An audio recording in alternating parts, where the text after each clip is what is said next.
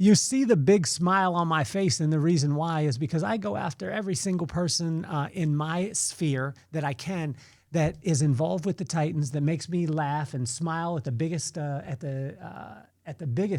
um, aspect in my heart. And it's incredible what happens when you just reach out. And I had Brad Hopkins, who was a 13-year veteran of the Tennessee Titans. Incredible man. If you haven't got a chance to be able to see his interview, you have to go back and see it. But I was going through on Instagram one time, and Brad made a post, and he does a show with a man, Julian, and I reached out to him, and I didn't think I was going to get a response back. This man is a heralded sportscaster, been on the West Coast, been up in Spokane and Eugene, and now in Nashville. And when I reached out, he connected with me right back.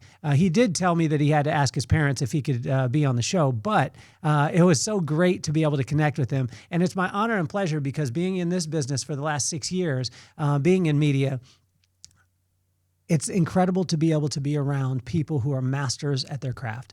And so it's an honor and pleasure to bring you. I hope I don't mess up his last name, which I think that I got it down. But Julian Mininsohn is an incredible human being, and I can't wait to be able to share him with you and make this an example that when you want something, just go after it, reach out. The worst thing that could have happened with Julian is that he was going to not be my friend, which was already the case. And so I was already living in the worst possible scenario, and the best possible scenario happened, which he reached out, and now I'm going to force him to be my friend for the rest of his life. So why don't we get this party started? Yeah, and this the vibe that raised us, made us, saved us. Love so strong that the hard times praised us. From base life roots to the freeway nights, we turned small grooves into launch pad flights. Yeah, this the vibe that raised us, made us, saved us. Love so strong that the hard times praised us. From base life roots to the freeway nights, we turned small rooms into launch pad flights. Grew up on base where the bike ties. I'm going to bring in Mr. Julian. Here we go. Julian is live with us. What's up, my man? How you doing, Kelly? How could you not be positive after that tune there at the beginning? I saw Brad liked it as well when he first hopped on the podcast. He was having his head nodding up and down, that's for sure. Well, I appreciate it, man. Did I say your last name right? Mininsohn? 100%. You got it correct first time. And you're in an elite group of people who get it right the first time they say it. My grade school teachers had trouble with that one, that's for sure. Hey, Julian, this is kind of cool. It's the inaugural episode that we've done. Your episode number 819, but it's the first one that's actually streaming live on Instagram. Also, we stream live on Substack and on YouTube, but this is the first time on Instagram that we are doing it. So I just wanted to tell you that you're making history today, my brother. Oh, I'll take it. I think when it comes to making history, especially in a very competitive profession, any type of history that you can make is positive. So I'll take it. And hello to the Instagram live viewers out there. That's for sure.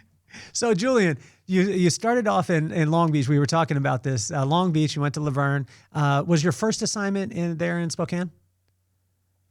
No. So actually, right after I graduated school at Laverne, California, I went to Grand Junction, Colorado, which is the middle of nowhere, right on the border between Colorado and Utah, probably equidistant 4 hours between Salt Lake City and Denver. And if you know anything about sports broadcasting, you would know that a lot of times you need to start in a small beginner market. And that's what Grand Junction was. It was, lower level collegiate stuff. The Junior College Baseball World Series there. That's kind of the claim to fame of Grand Junction, and a lot of high school sports. So it's very much get your toes wet and throw stuff at the wall, see what sticks. And was there for about a year and a half, 2 years before I went to Eugene, Oregon to cover the Ducks and the Beavers. And then I went to Spokane after that, covering Gonzaga, Washington State, and everything that Eastern Washington has to offer before eventually landing here in Music City. So tell me this, how does the personality of the city determine the stories that you tell in sports? Oh, man. Well, I would say that particularly in local news, which is what I've been in for the last 10 years, of course, we are going to have the stories on the star players of the football team, the basketball team, some of the major developments with sports facilities in the cities. But I think where we make our bread and butter the most is those kind of sublime athlete stories on the back roads of Oregon, right? The wrestler who has one arm that is winning championships, or in Grand Junction it was the swimmer who is dealing with a terminally ill disease, but she's winning Paralympic gold medals. Here in Nashville, I can probably name the ping pong player who was a USA player. Now he's a table tennis coach for the next generation. So I think where local news particularly and cities separate themselves as far as great stories is the type of people that are there and the stories that you would least expect. Those are some of my favorite to tell. If I could do that for the rest of my life, I totally would. Of course, covering the Titans is awesome, Kelly, and I'm sure we're going to get into that a little bit.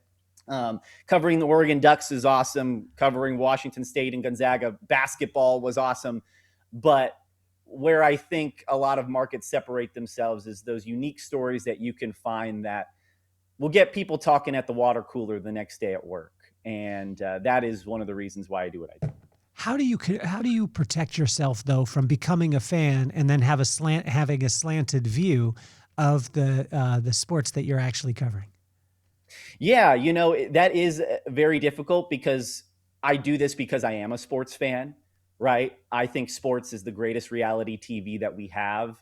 I think that there is nothing in American culture that brings us together more than sports. It ties together different backgrounds, languages, political affiliations. I think that's what we're seeing right now with the soccer going on in North America.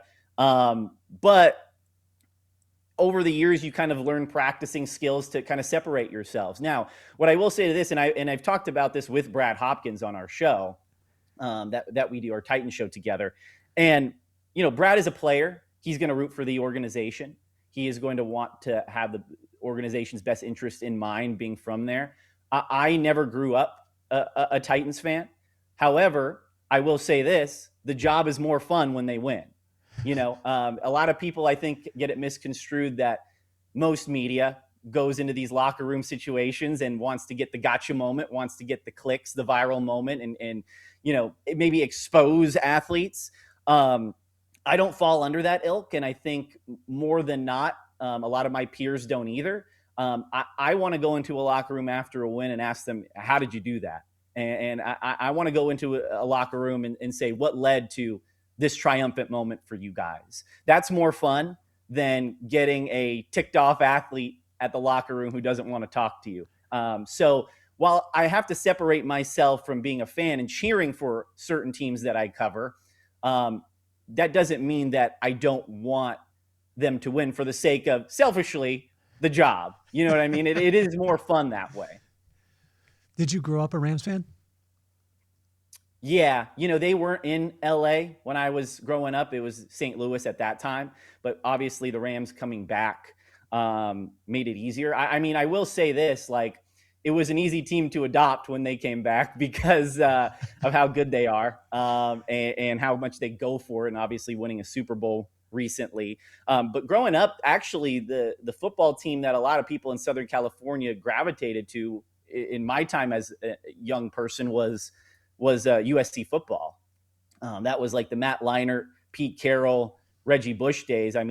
My younger brother, I have two younger brothers, but the oldest of the two is a huge USC football fan. He would go to a lot of games since he was young, and we would go, down on the field to get field passes and meet Pete Carroll and Rodney Peete and watch, Lightning and Thunder with Reggie Bush and Lendale White. And so those were the USC football teams. That was the pro football team when I was going up through grade school. But the Rams are a pretty good team to root for too. I'll say that. We went to that national championship game. So I ended up, one of my buddies had tickets. We got a chance to go to UT against USC. obviously we were cheering for Reggie Bush, Thunder and Lightning, which Lendell became a Titan, which I think solidified his greatness and his legend, because anyone on the Titans, you know what I mean? It just, it makes them an even better person. I think there's a different level of heaven. Would you agree with me on this? For a person who's been on the Titans, there's levels of heaven is what they say. And I think the highest level is when you become a Titan. Would you agree with that, Julian? Being here for the last 2 years now, I think there is maybe an even higher heaven that this team is trying to get to. Yes. But it's interesting because when you talk about Lendell White and some of these other former Titans, like Brad Hopkins, even for example, they come here to Nashville and they stay here. A lot of them have stakes in the community. They have they've planted their flag and their families here. It seems like a really, I don't know, a huge in community when it comes to the organization and the alumni that pass through that want to stay here and build something, whether it's local businesses or just raising families. Well, I've been in contact with Zach Pillar. He's going to be on the show soon. But Zach Pillar is a pillar in the community also. His wife and him have the bars, sports bars there. A lot of times we were talking earlier about the linemen and the linemen not getting as much fanfare, but also in the event that, say, like a Brad Hopkins wasn't doing his job, a Steve McNair wouldn't have the legend that he has. Does that make sense? Eddie George, who and what's so great is, with a legend like Eddie, and I got a chance to be able to have Eddie on the show too. I actually, what I did, Julian, is I just sent him a message for 3.5 years. So I would send him a video message almost, once every 2 to 3 days. And I did this for 3.5 years until he just got sick of me and said, I just got to get rid of this dude. So I got to be on his show. And when Brad and I were talking about it, again, if in the event that Brad Hopkins or the linemen didn't do their job, the star players and the skill players wouldn't have the accolades that they did. What have you learned about linemen since you've been working with Brad? They are truly the unsung heroes of the football team. I mean, and Brad probably says it once a show that, it all starts up front. It all starts in the trenches, guys. And that's one of the reasons why he and I are maybe a little bit more worried about this coming Titans team, because the offensive line still has a lot of questions. And, as a Titans fan, I'm sure you want Cam Ward to ultimately reach his full potential, but he doesn't do that unless the offensive line delivers. And so, in all my years of covering sports, whether it's been Division III, junior college football, to Division II, to high-profile Division I programs, to now the Tennessee Titans, the offensive line has some of the best speakers and valedictorians that you could have in a locker room. They just don't get to be in front of the camera a lot of times because we all want to talk to the quarterback. We all want to talk to the Cameron Wards or the Steve McNairs or the Eddie Georges, right? But once you get those linemen talking, not only are they very eloquent in the way they speak, but they understand the game because they know just as much as the quarterback does because they have to block for the guy. They are, in a way, an extension of the smartest player on the field. They know the playbook inside and out. They know the game inside and out. And they know really, it's truly a position that you're working in unison. It's the only position, I think, on the football field that really isn't a one-on-one position. You are working as a group of 5. And so, I've enjoyed my time learning from somebody like Brad Hopkins, but even take somebody that's currently on the roster like a Peter Skoronski, who is one of the de facto leaders of the Titans right now. We have a interesting kind of like media award that we give out, called the Media Good Guy Award. We give it to the person who is the most gracious with their time in the media on the Titans team. And Peter won it this past year after, from his first few years, not being the biggest talker, but he kind of stepped up in that role and has opened up a lot more. And I think that just kind of shows that once you get these linemen talking a little bit, the stuff that they give out, man, is just like media gold. What have you learned about Carnell Tate since he got to the city? The connection point for us, which is wild. My daughter is going to be a senior this year at Carlsbad High, and so she went to high school with Julian Mininsohn. And seeing those two and that connection point, and then with him coming into the Titans, what do you see this year for Carnell? Man, that's a bad dude right there. I mean, I don't want to get ahead of myself, and I don't want to get your hopes up, Kelly, because we've only seen him in highlights from Ohio State and a few unpadded OTA and rookie minicamp practices, right? But the guy looks every bit of the part as the next star wide receiver in this league. I mean, he was making one-handed catches through contact like it was nothing, like he'd been in the league for years. And, you know, it's such an interesting thing because I was at the draft in Pittsburgh this year, and I was in the media room when Carnell Tate was picked. And I think that got the biggest gasp throughout the media room of the night because, you know, everybody was talking about, oh, the Titans need a pass rusher, or the Titans are going to get Jeremiah Love. And it seemed like fans and media were kind of set on one of those two options. But when Carnell Tate was picked, I was like, did we even talk to Carnell Tate throughout this week leading up to the draft? Because we were so gung-ho that it was going to be a defensive guy. And at least early on, he has put any of those criticisms and rumors about whether he was worthy of the pick or not to bed. Now, I do think that he can have a rookie of the year type season. But again, is he going to be able to get the opportunities from Cam Ward? And is Cam Ward going to have the ability to throw to him and have time if that offensive line doesn't block him up front? So there we go, a full circle moment for you. What do you think about the defense this year? I mean, looking at it, you know, obviously Jeffrey Simmons, we just re-signed Jeffrey Simmons, which I think is amazing. But what's your take on the defense? I think at least the defensive line is probably the strongest unit on the team. I mean, you mentioned it right there, to lock up a guy like Jeffrey Simmons, who is not just the best player on the team, right? He's kind of the heart and soul. Like, this is his team. And it's just so funny because he didn't participate in a lot of the team stuff during OTAs this year, but he was out there doing some individual work, and the tone of the practice just changes when he's out there. And so that defensive line, I think, is going to be nasty with Jeffrey Simmons and John Franklin Myers. I was talking to a lot of other experts from different national networks, and they all say the same thing about the defensive line for the Titans. They say, hey, good luck trying to block those guys. And combined with Robert Saleh, who his defenses have been good everywhere he's gone.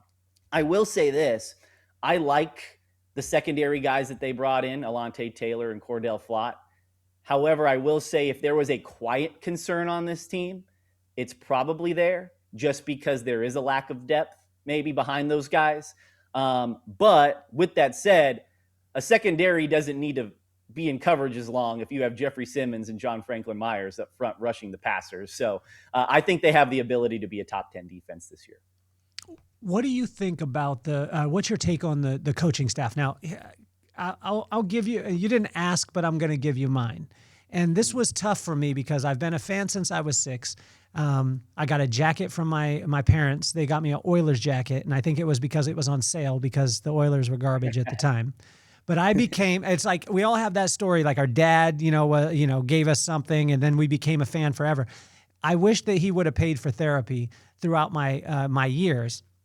Although what it did is it created an irrational fandom that I have, which every year I believe we're going 17-0, home field advantage. We win the Super Bowl.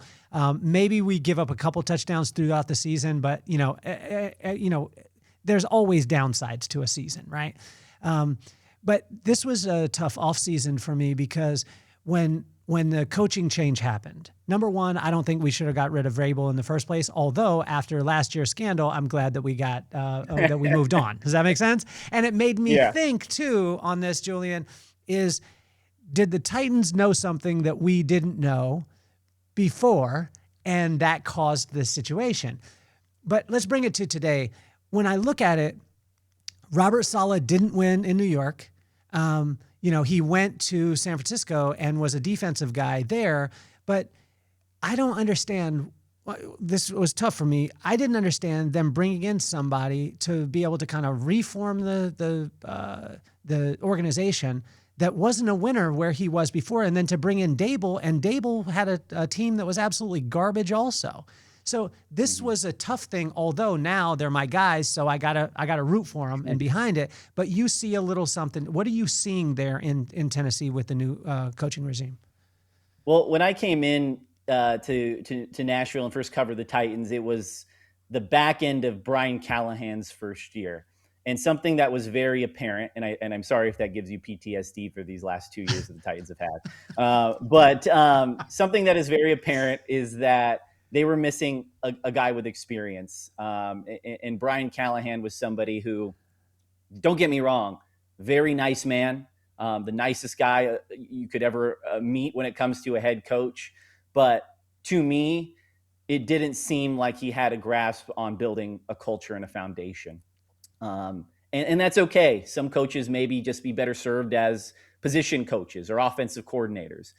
I think when you bring in somebody like Robert Saleh, who's done it and has failed and knows what his transgressions were in New York, not to mention it was the freaking Jets and nobody wins over there. But you got a guy who is a culture guy, no nonsense. He's a rah-rah guy. And then you've built kind of an Avengers of a coaching staff around him. I mean, we know what Brian Daboll's done when it comes to developing young quarterbacks. You know, he developed Josh Allen and a slew of others.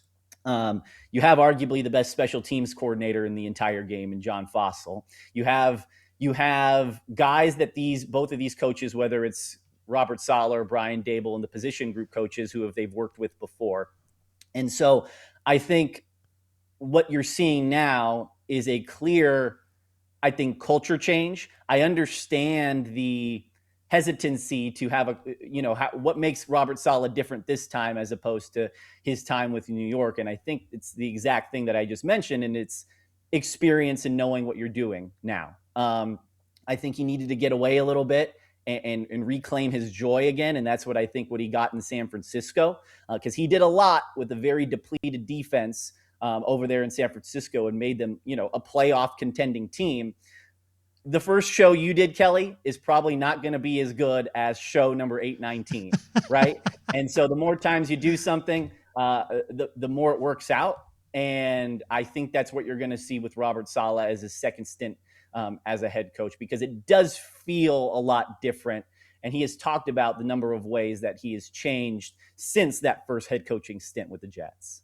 When you see things from the inside, I mean, obviously, your job has kind of changed with the onslaught of the internet, because stories break a lot faster than they used to. Yeah. So a story used to break for us. It was watching ESPN or watching the local, watching the local sports network. Now things are breaking on Twitter. They're breaking on Instagram. They're breaking on all these different things. How has that impacted your work, and how do you adapt to it and stay in front of it? Yeah, social media, as I'm sure running a podcast is a full-time job now. We are in the digital age. I can even tell you that at my station, yes, we are prioritizing what we put on TV at 4, 5, 6 o'clock and 10 o'clock every day.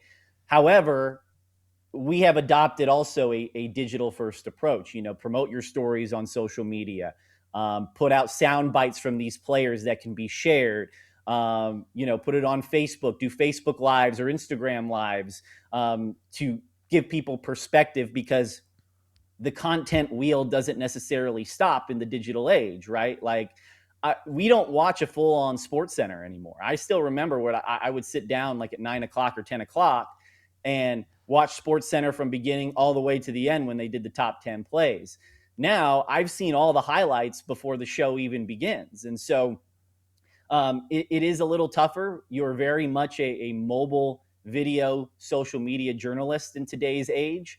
But it's one of those things that it's kind of inevitable, because especially in sports where we're watching NBA free agency right now, and all of the trades and moves seem to be going on through there. NFL free agency, obviously, when the Titans were making a bunch of moves, it was all broken on Twitter first. And that not only has it gotten to the point where news breaks on there, that's where a lot of the open discussion happens as well. And so to have a perspective and knowledge on things that I could go and talk about on TV, you got to constantly be tapped in. So it is difficult.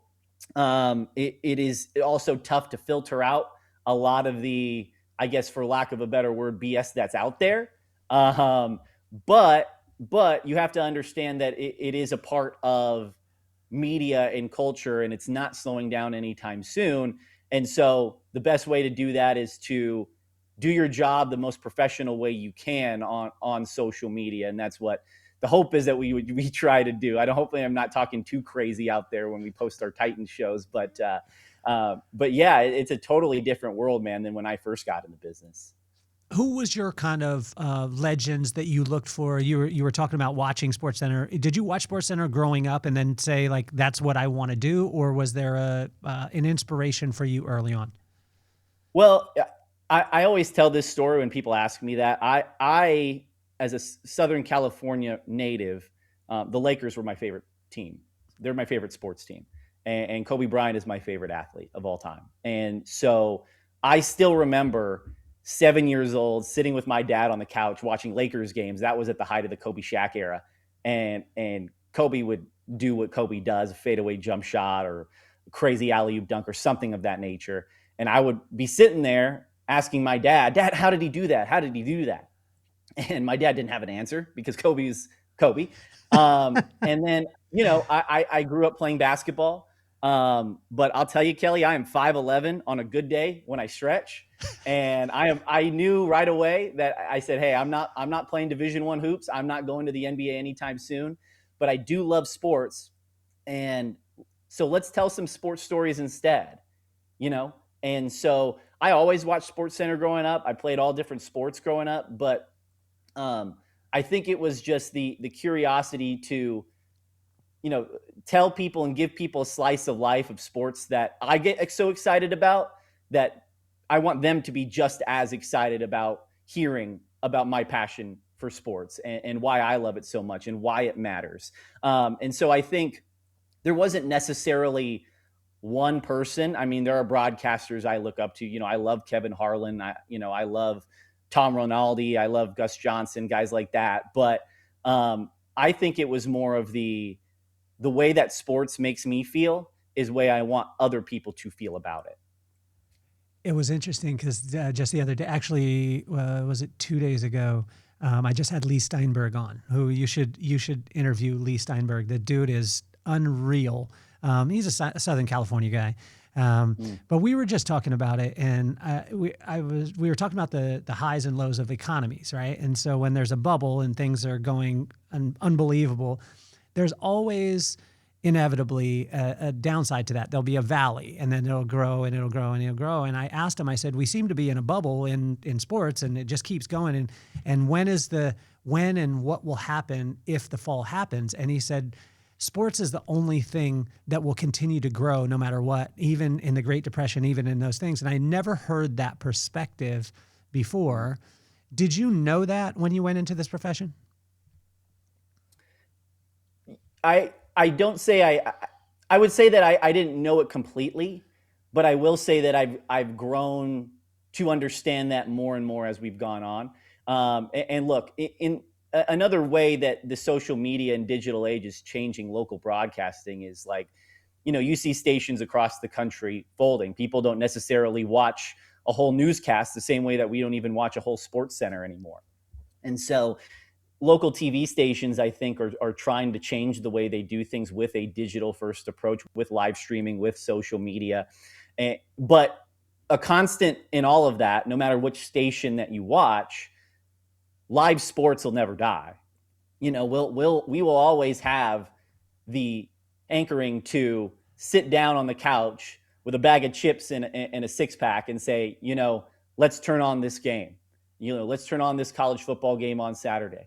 I mean, you're seeing the numbers that the World Cup is doing right now. It's unbelievable.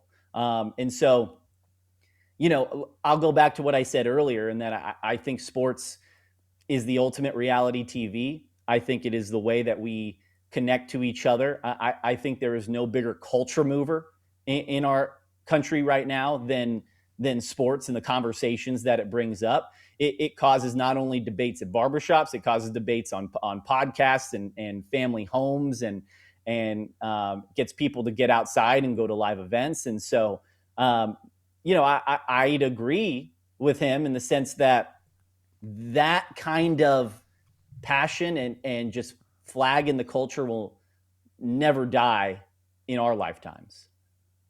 So we were having a discussion too about there's, what was it, 2 or 3 major components. One being NIL, number 2 being gambling, and number 3, the TV contracts, meaning the amount of money that's influxed into sports. And he said that there's those 3 elements, when you put them together, can be very volatile. And so you're seeing things break right now in NBA as far as, point shaving and with the gambling and stuff like that. I was having this discussion with my friend the other day, my friend Will, and I joked with him. He got mad at me, and I said, I think that they should allow you to bet on yourself. And he was like, wait a second, that would kill sports. And I said, but in every other business, I bet on myself when I started the podcast. Like, no one understood what it was 6 years ago. I bet on myself, and I'm not saying that I won, but in every aspect of my life, I've had to bet on me. And I was joking with him because I wanted to, it's my best friend. So, since 4th grade, so I'm giving him a little bit of business. And he's like, that would kill the sport. That would do all the stuff. And I said, it's already happening. It's already happening. And the more that you make something outlawed, the more of a black market there'll be for something.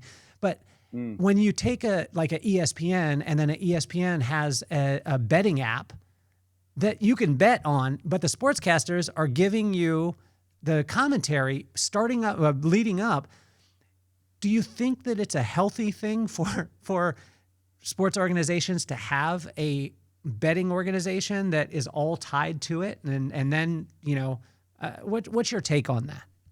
Yeah, personally, no. And it is a very slippery slope, right? Because you have these insiders breaking information that could impact betting lines, which could impact the way you bet and how you spend your money, and potentially lose your money. I think it was, and I implore people who are listening to this to look it up because I don't remember off the top of my head all of the details. But Shams Charania, who is the lead NBA newsbreaker that we have today, was working, I believe it was FanDuel, during the NBA draft a few years ago, when he was talking about how I think it was Brandon Miller might go either 2nd or 3rd overall or something to that extent of the draft order, which totally changed the lines on FanDuel, and he ended up not going at the position where he was projected.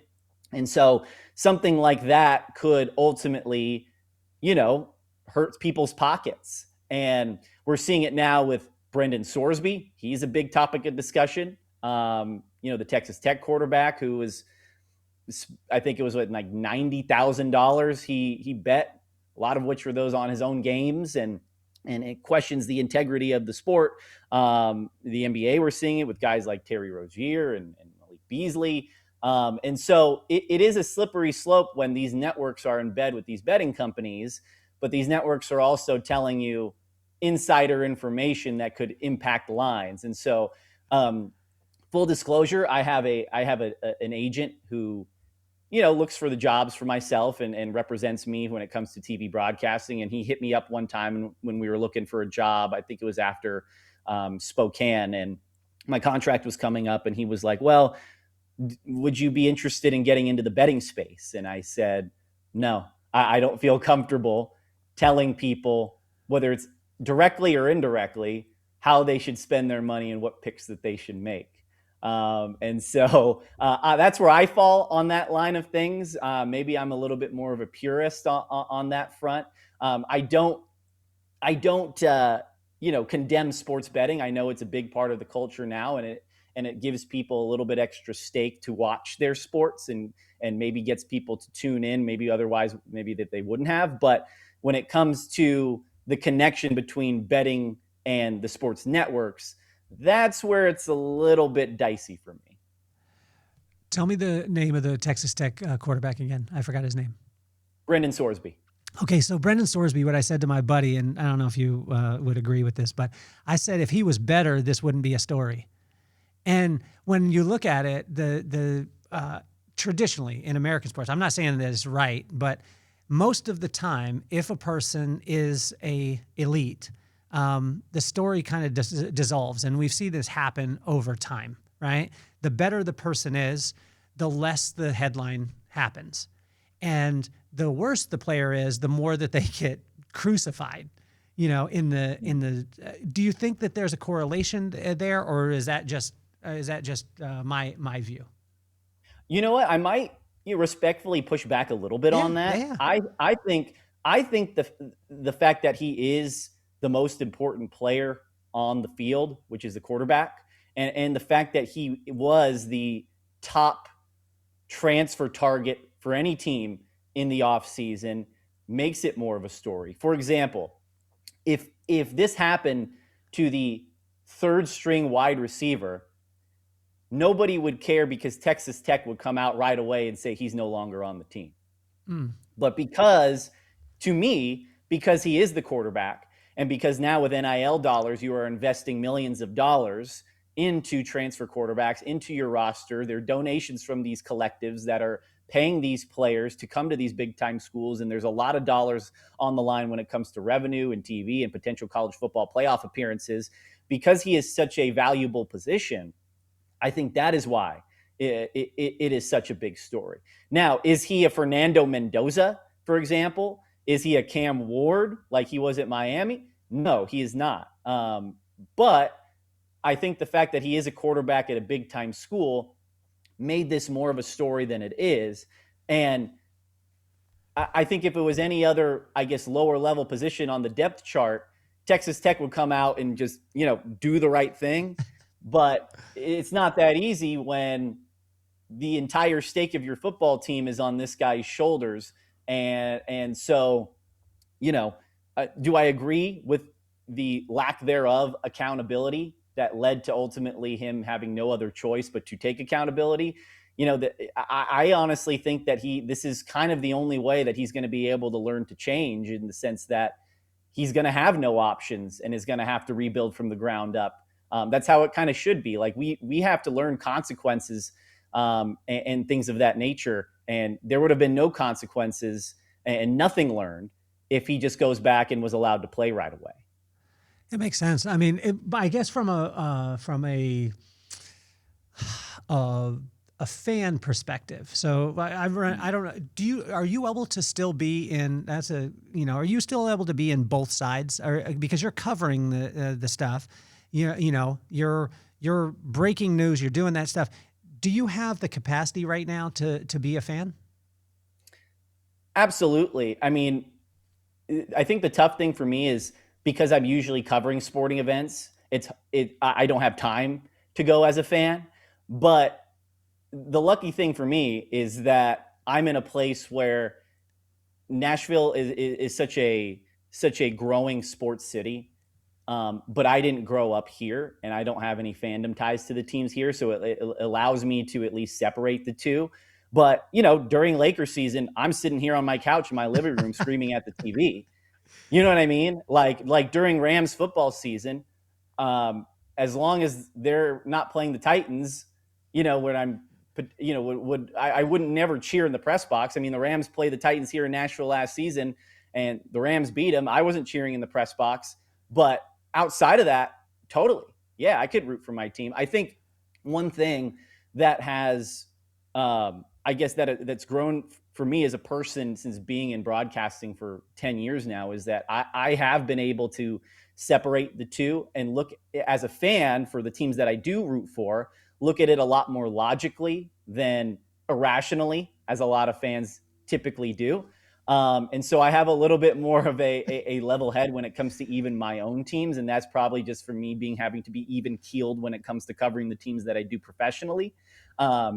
But absolutely. I mean, you will never talk to a sports broadcaster who says that they don't do this because they dislike sports and they're not a fan of sports. All of us are.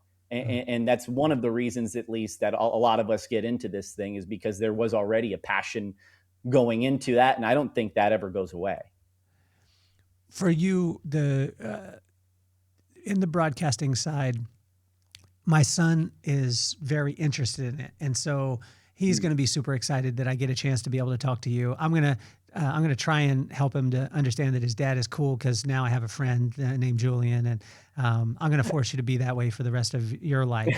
That's cool. With my son, like he just applied at Carlsbad High. They have a pretty big broadcasting, portion of their school. There was only 12 kids that got chosen. He didn't get chosen. So he's a freshman. And I told him, I said, stick in it. What would you say to him as far as, on that journey? And then also too, like, what does the journey actually look like? Because most of us think you want to be in broadcasting. Someone comes and touches you with a wand. Now you're broadcasting, the greatest team of all time. It's the whole team and organization should go in the Hall of Fame as the first NFL team, which is the Titans, should go in and be inducted into the Hall of Fame. We all feel that, and we all know that to be true. But what would you say to my son at 14 years old, not getting into broadcasting as a freshman? You're going to hear a lot more no's than you're going to hear yeses in this line of work. And I think he should use it not as something to knock him down and not as something that he could be, that he's going to be disappointed and quit over. Because even after, a number of markets and different experience, when every time I've looked for a job or my agent has looked on behalf of me for a job, there have been a lot of no's and a lot of disappointment. And it makes the yeses that you get that much more sweet. There are a lot of things that broadcasters up and coming, whether they're going into high school or college, that they can do aside from being in a broadcast program to get a job. Look, my path was a little bit unconventional. And I have a number of people I could probably name off two hands and 2 feet that took an unconventional approach and weren't necessarily in a broadcast journalism program, but they are long careers in broadcasting and sports broadcasting. And so when I went to Laverne, I really just wanted to be a writer. I wanted to do newspaper and television, or newspaper and online publication. I wanted to be like a beat reporter writer for a team, right? But then I saw the writing on the wall, no pun intended, that there was the digital age and social media age was growing. And so I wanted to dive into television and radio broadcasting. But even then, I felt like coming out of school, I had the beefiest resume possible. I interned for, ABC 7 out there in Los Angeles. I had high profile interviews on my tape with Kobe Bryant and Vin Scully. And I was, the lead sports broadcaster at my school. And I thought that it was a shoo-in to get a job. And I didn't get a job until a year after I graduated. And, was it disappointing? Absolutely. Because you kind of have a vision board and a plan for yourself and a timeline of how things are going to go a lot of times. And it wasn't going that way. And so I had to sift through a lot of the frustration and disappointment and strap up my boots and say, okay, well, what can I do in this meantime to put me in a better position to ultimately land that broadcast opportunity that I wanted?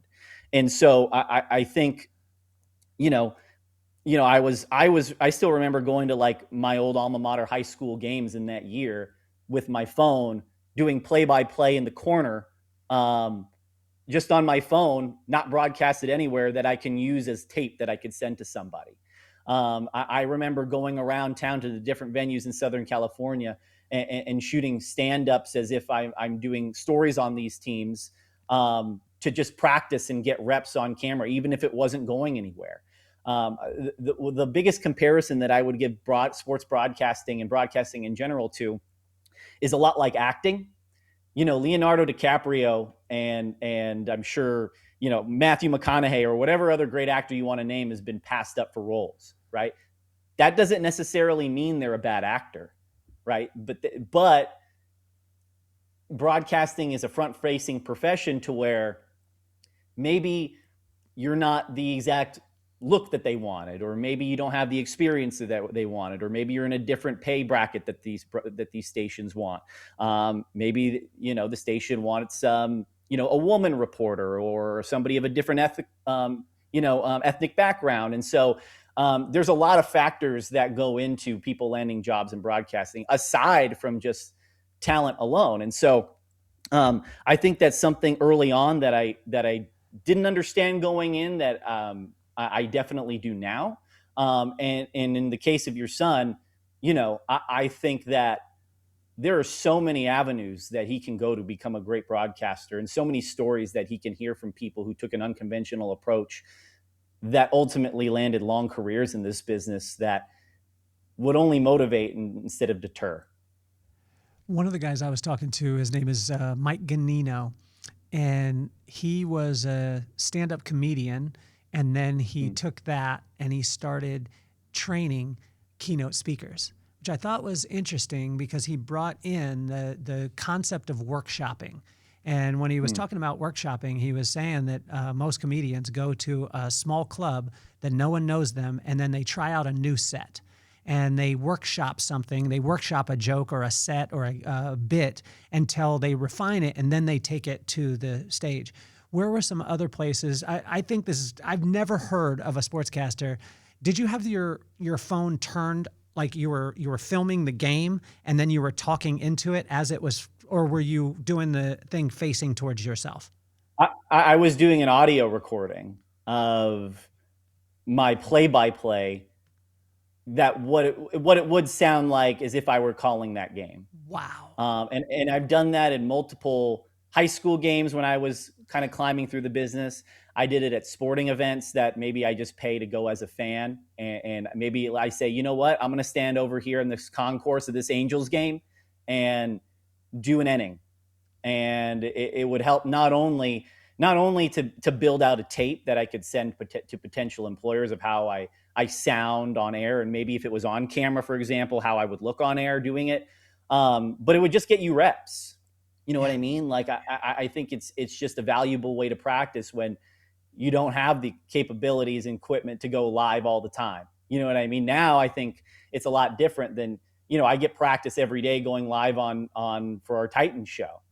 But climbing as a broadcaster, the resources are very limited. And so I had to find ways to not just keep up with my craft, but also continue to have current works out there that I could send to people that say, hey, like, this is what I would sound at like a play-by-play of my high school game. This is how I would sound at a play-by-play of a professional game. And kind of do it that way. So again, it was a little embarrassing sometimes at times because there'd be people who look over and be like, what is this guy talking about? Why is this guy talking to himself in the corner of this high school basketball game? But it was all for a purpose. And I think, putting yourself out there and doing that kind of stuff, I'm a big believer that ultimately the hard work will get you somewhere. I think that's probably the number one thing that I learned from an athlete like Kobe Bryant, in the sense that you can't cheat it. And if you don't cheat it, you're ultimately going to get rewarded. It may not be at the timeline that you want, but it'll ultimately happen. And you will feel better about yourself, not cheating yourself and not cheating the game in a way. Man, it takes me a second because to hear that type of resolve, and I mean, it's genius. Do you still have some of the recordings? I believe I should. It was a couple iPhones ago, so I would have to look through my cloud. Could you do me a favor and go through them? Because what I would like to do is I'd love for you to send me even just one of the innings or just a clip, and I want to link it on the podcast because I want people to see like the reality part of it. Because when they look at a polished person, and I want to compliment you, man, you're an absolute inspiration. And coming into this business, like, you're not only an inspiration because the TV side and you're covering the greatest sports team of all time that's ever been in the history of sports. But also too, man, in doing the research on you've always been about telling the story of the person who happens to be playing the sport. And that type of signature, I think, is so important because a lot of times, my mom taught me very early on not to be a respecter of persons, not to look at what they did, but look at who they were. And once that started happening, it started opening different doors. When did you learn that part, and who did you learn it from? I probably, and I'll say this, the idea of connecting with people and telling their slice of life story of who they are, it didn't come right away. And I still think that there's a lot to improve on when it comes to that for myself. But I have a mentor who spent, over 10 years, I think 15 years in this business. His name is Brian Formica. I want to shout him out. He was a sports broadcaster in Winston-Salem, North Carolina for a long time. And he actually, he's out of the business now, but he actually lives in Nashville. And it's crazy that, I moved here and then he also lives here as well. It was very much a situation like one night I was sitting at my station in Grand Junction, Colorado, which is the first market we talked about that I worked in. And I really wanted to take my work to the next level. I felt like I got my feet wet but there was something that I felt like was missing that got me from one job to the next. And so I was just searching YouTube, going down a rabbit hole on YouTube, like a lot of us do. And I found a story of his on a one-armed golfer that he had, that he told this story and it won some awards out there in North Carolina. And I don't know what it was about the story. It was about the person that he shined a light on this person so well that it made me want to root for a guy that I've never met before. And so I just took a shot in the dark, a lot like you did with me, and sent Brian a message and found his email and said, "Hey, here's my work. I loved your story. I know I'm not asking for a job at your station. I'm not asking for, you to tell me the secret sauce. All I just want is your time." And that night he emailed me back and gave me a phone call and had been a mentor from then on pretty much my entire career. And he gave me tools in my tool belt to tell stories like the one that he told about the disabled golfer. And so, Kelly, what I will say about this industry is, I love watching sports and getting paid to talk about sports for a living. It is awesome. I mean, like it is, I'm not going to lie to you. It's freaking cool, right? To get paid to go to sporting events. If you ask me why I'm in this business, at the beginning of my career, I probably would have said that. After connecting with Brian and other mentors in this business, the reason why I do what I do is I love making people feel something. I love making people feel the way that Brian's stories make me feel, the way Tom Rinaldi's stories make me feel. I am a strong believer that you never forget the way people make you feel. Like we probably all have like that, the guy or girl who broke our heart, right? The friend that you can call up at any time and they're going to give you a laugh. And those, when I say that, you're probably thinking of that person and picturing their face right now because they made you feel a certain way. And so my goal as a sports broadcaster is if I can make one person, whether they're a sports fan or not, feel some sort of emotion every night, then I've done my job. And it could be any type of emotion. It could be happiness. It could be sympathy for a person I'm doing a story on. It could be, it could be laughter. It could be even anger at a way that an athlete or a coach's decision is being made. As long as I get you to feel something that makes the work memorable and that gets you coming back, and that's total fuel for me. So, I think that's kind of where it started, and I'm slowly growing into hopefully continuing to do that for the rest of my career. So it was interesting because as a young kid, I remember reading about Martin Luther King for the first time. And when I read about him, and he had doctor in front of his name. And that intrigued me. But as I read about it, I realized why he did it, because it talked about the fact that when he first started off, he was in the rooms with a lot of men who had doctor in front of their name.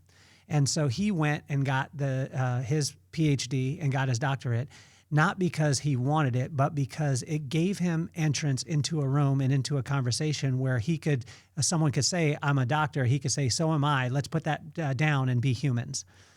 There are always points of interest or points of entry into industries or scenarios. Like my brother, he's an attorney. What I told him forever, he's not a watch guy at all. I said, once you put a Rolex on your wrist, the conversation will change.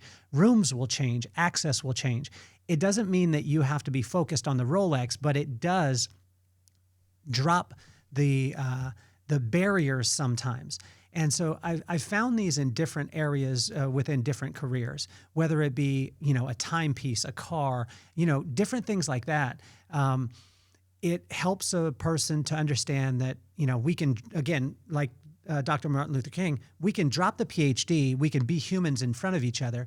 What is that thing in broadcasting that you had to maybe grab a hold of or have to be able to connect at a different level and a human level?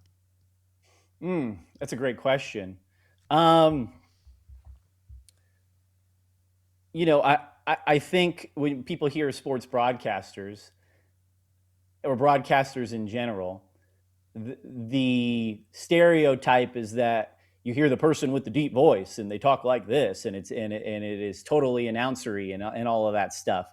I think the biggest thing for me to grasp and connect with other people was to, every time I go on a show, every time I do a story, every time I'm live, every time I do social media, it's to talk to viewers as if they're my friends, as if we are talking about it around over a couple of beers, or talking about sports, in our living rooms. Is to try to transport myself there or them to me in order to connect at a more personal level. I wouldn't say that I have the deepest broadcaster voice at all. I wouldn't say that I have the chiseled jawbone look that you would see on a broadcaster maybe cast in a movie or TV. But what I do have is a personality that hopefully connects to a viewer in a way that they feel comfortable and they feel like I'm talking with them rather than talking at them. And so it took me a while to figure that out, because I came in thinking that, everybody has to be, Walter Cronkite there at the desk. But finding your own voice and finding that way your personality shines through on air takes some time. And by voice, I don't mean like physical voice. I mean like your overall style. I think that ultimately takes some time, and it takes you a couple times in a couple markets and a couple reps to be comfortable in front of the camera, being yourself. And so every time I step out there on the desk, every time I step out on here when I'm doing, our Titan show with Brad Hopkins, I'm looking at the camera as if it's one of my buddies. And that takes some time. And ultimately, I think I'm getting a better grasp on it now than I did, obviously, 10 years ago. And the hope is to continue to work on that to where people keep inviting me into their homes on a nightly basis. So when you go into scenarios, like I was at a convention and I was in the professional beauty industry for years, and there was kind of rock stars that were on stage, right? And so we can think about that like the athletes. You go to the draft and there's the athletes there. But I remember being specifically at this convention in Vegas, and there's people on stage, and people are clamoring for him, all these things. Well, there's this guy walking in the hallway, very nondescript, has a kind of tan sports jacket on, cowboy hat, boots, just walking by himself. I saw him and I was like, oh my, it's him. And I run up and I'm like, how are you doing? Mr. Logan, it's good to see you. And we just start talking, and we start talking about cars. We don't talk about anything about business, anything like that, but we start talking about cars. He invites me over to his table. We sit down, we chat it up. People, somebody comes up, but he's like, Kelly and I are having a conversation, and he just stays locked on me. And he tells me about, he's hugely passionate about cars, as far as like he found the car that his dad, like the actual car, the serial numbers, everything like that his dad owned years before. And then he tracked down the owner of it, bought it, restored it. And then he was showing it, and he was telling me all about it and where he went with the car shows and all these things. It had nothing to do with the profession that we were at as far as the convention. But for me, I was enamored by him. The guy's name is Gordon Logan. Gordon Logan started Sport Clips. Sport Clips started with a couple of people and now has over 1,800 locations and does over $1 billion in business a year. Everyone was clamoring for the dude who most likely didn't do any of that, but there was the fanfare. when you go into arenas like this, who is the Gordon Logan for you? Is it the athlete? Is it the other broadcaster? Is it the agent? Who is it for you? That's a good question. You know, I have kind of it's somewhat of a similar story.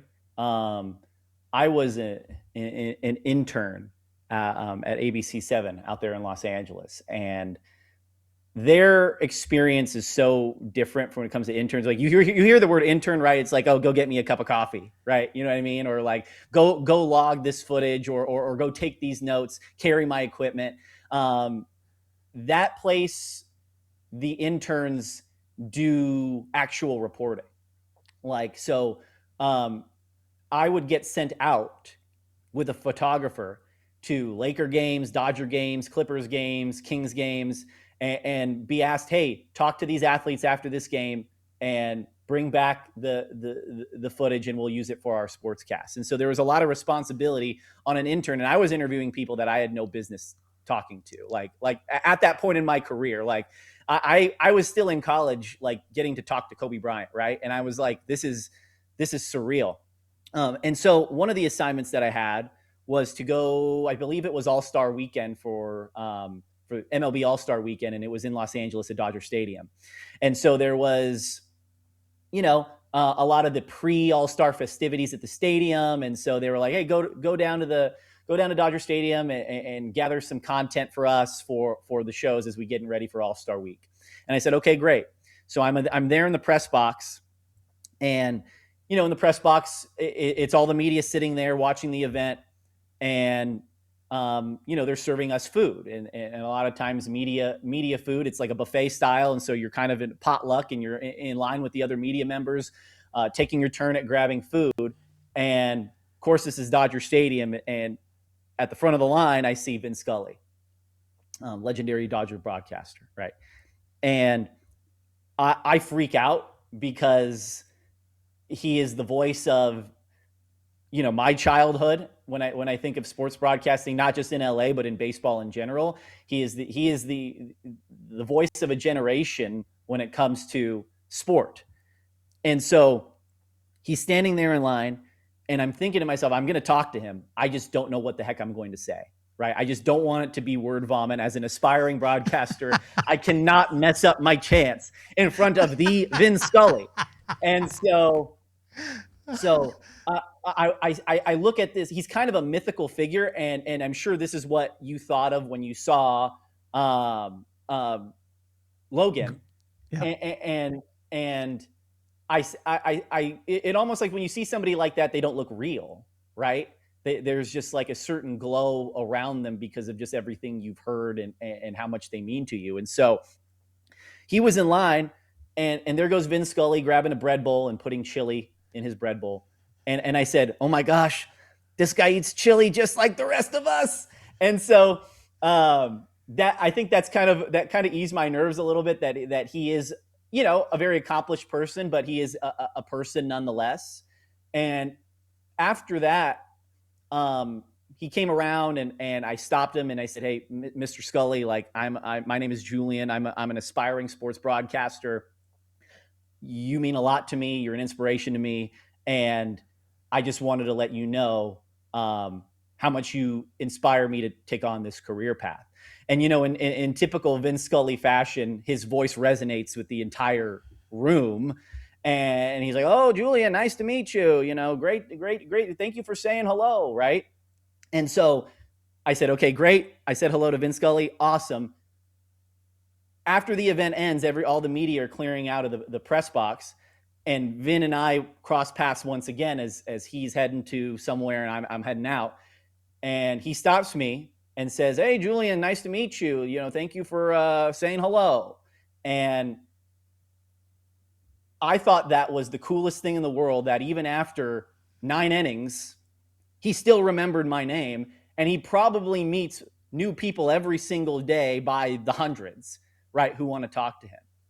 And I think when you talk about, you know, a personal connection with somebody, and going into these arenas and trying to, trying whether to see are these athletes like larger than life? How can we connect on a personal level to them to where we get, information that gets out to the fan bases who care about these organizations and these teams. For me, it started by watching Vince Scully eat some chili, because to me, after that, he was another person, and the fact that he remembered my name at his age, no offense, through 9 innings of a baseball game, I don't know, meant the world to me. And so I think that's kind of the starting point of what I try to do when I connect with these athletes, these coaches, and these high profile sports figures, is I try to remember that moment right there. So I've got the opportunity a couple of times to be able to go to a couple Super Bowl parties. One was in LA, and then the other one was in Vegas. And if you get the opportunity, which you should go, is Lee Steinberg's Super Bowl party. And oh wow, if you want to go, we'll make sure that you go, right? And so it's going to be in LA this year. So yeah. If you want to go, we'll make sure that you're there. But when I went, I was just talking with him, and he created a culture that it's wild, because you're in the midst of some of the greatest. I mean, he's the greatest sports agent of all time, but you're in his midst, but you're also in the midst of all his friends who happen to be his clients, who are some of the biggest names in the history of sports. But all of them are super relaxed. And so what he told me was he created a culture of no autographs, no fanfare, things like that. But how do you, Julian, balance the fact of, I mean, when you're dealing with elite athletes, there's an ego involved. It's always there, right? I mean, that's the reason why they got to where and I'm not saying ego in a bad way. I mean, they had to think that they were the best because they have fierce competition. But how were you able to balance the fact of giving them the accolades without coming off as a fan? Because what I find this is the moment that a person turns into a fanboy or fangirl, the athlete or the personality draws back, as opposed to when you treat them like a friend. Like I was with my buddy, his name is John Paul, and he has a birthday every year, and he has some pretty strong people at his birthday, and there's probably about 45, 50 of us. Well, I walked out to the parking lot, and there was a guy sitting with a cowboy hat. Well, I'm not a big country fan at all, but I did, as I walk out, I said, hello, and I went to shake his hand, and he stood up, and he's like, "I'm Big Kenny," and I was like, "Oh, I'm Big Kelly." I didn't know who it was, and because I didn't, he actually became my friend, and he just talked to me, whereas I saw people coming up and wanting to take a picture, and he was almost like, "Yeah, I'll take a picture," and then he was done, and then he came back to have a conversation with me. How have you learned the balance of that, and how do you actually do it where a person feels lifted up because of what they did, respected, but also still like a person? I think it goes to the relationship building portion of the job, right? For any insider, any person who is breaking information in the sports media world, you have to have obviously strong connections, right? And those connections and relationships build over time. I would hope that our friendship, Kelly, gets better in day 200 than it is right now, right? And so I think something that I've learned, particularly covering the Titans, is we get time in the locker room with these guys. It's basically called open locker room period, where we can go to each of their lockers and interview them on camera.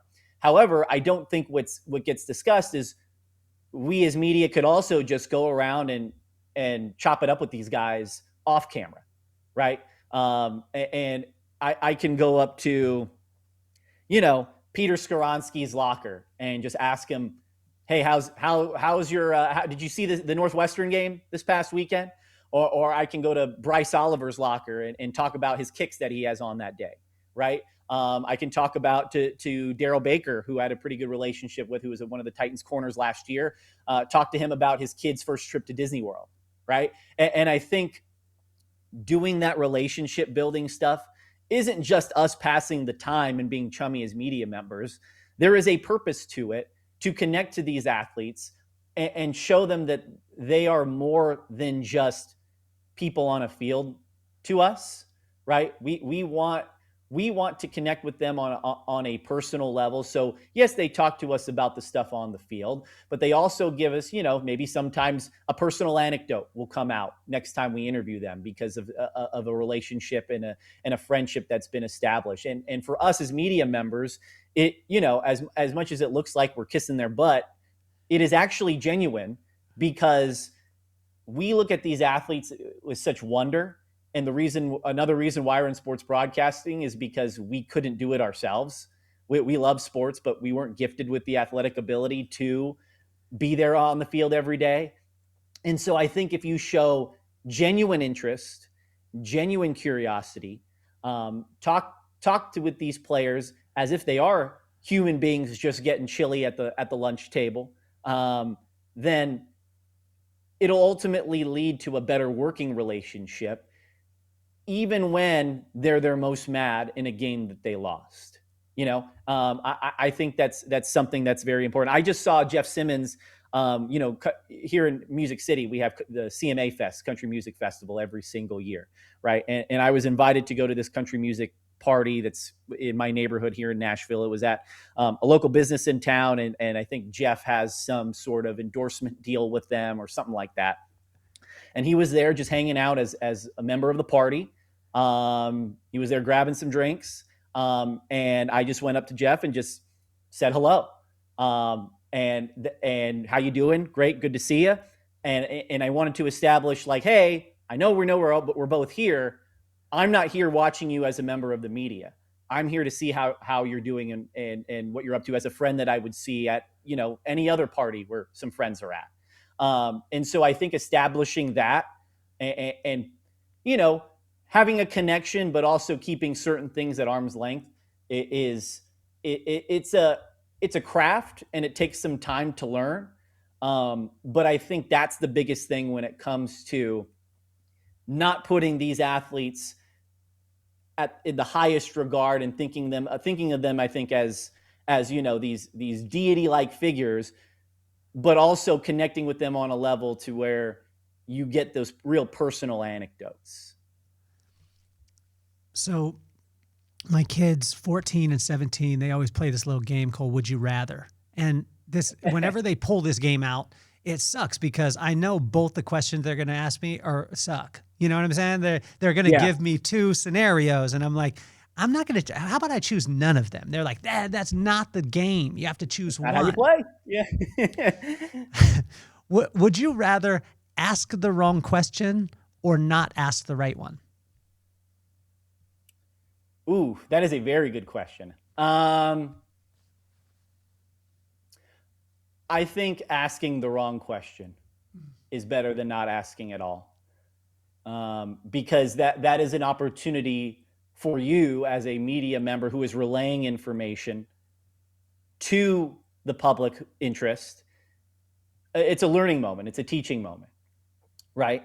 And you have to be okay as a media member being wrong about certain things, having thick skin towards certain things, sometimes an athlete erupting at you in a certain way. And you have to be okay to handle that and take it to the chin. And a lot of times, if it is genuine curiosity and if it's done in a genuine nature, you are going to get a lot of really good teaching moments from athletes who would maybe understand that you don't know anything. I don't know why Cam Ward continues to have some inaccurate practices.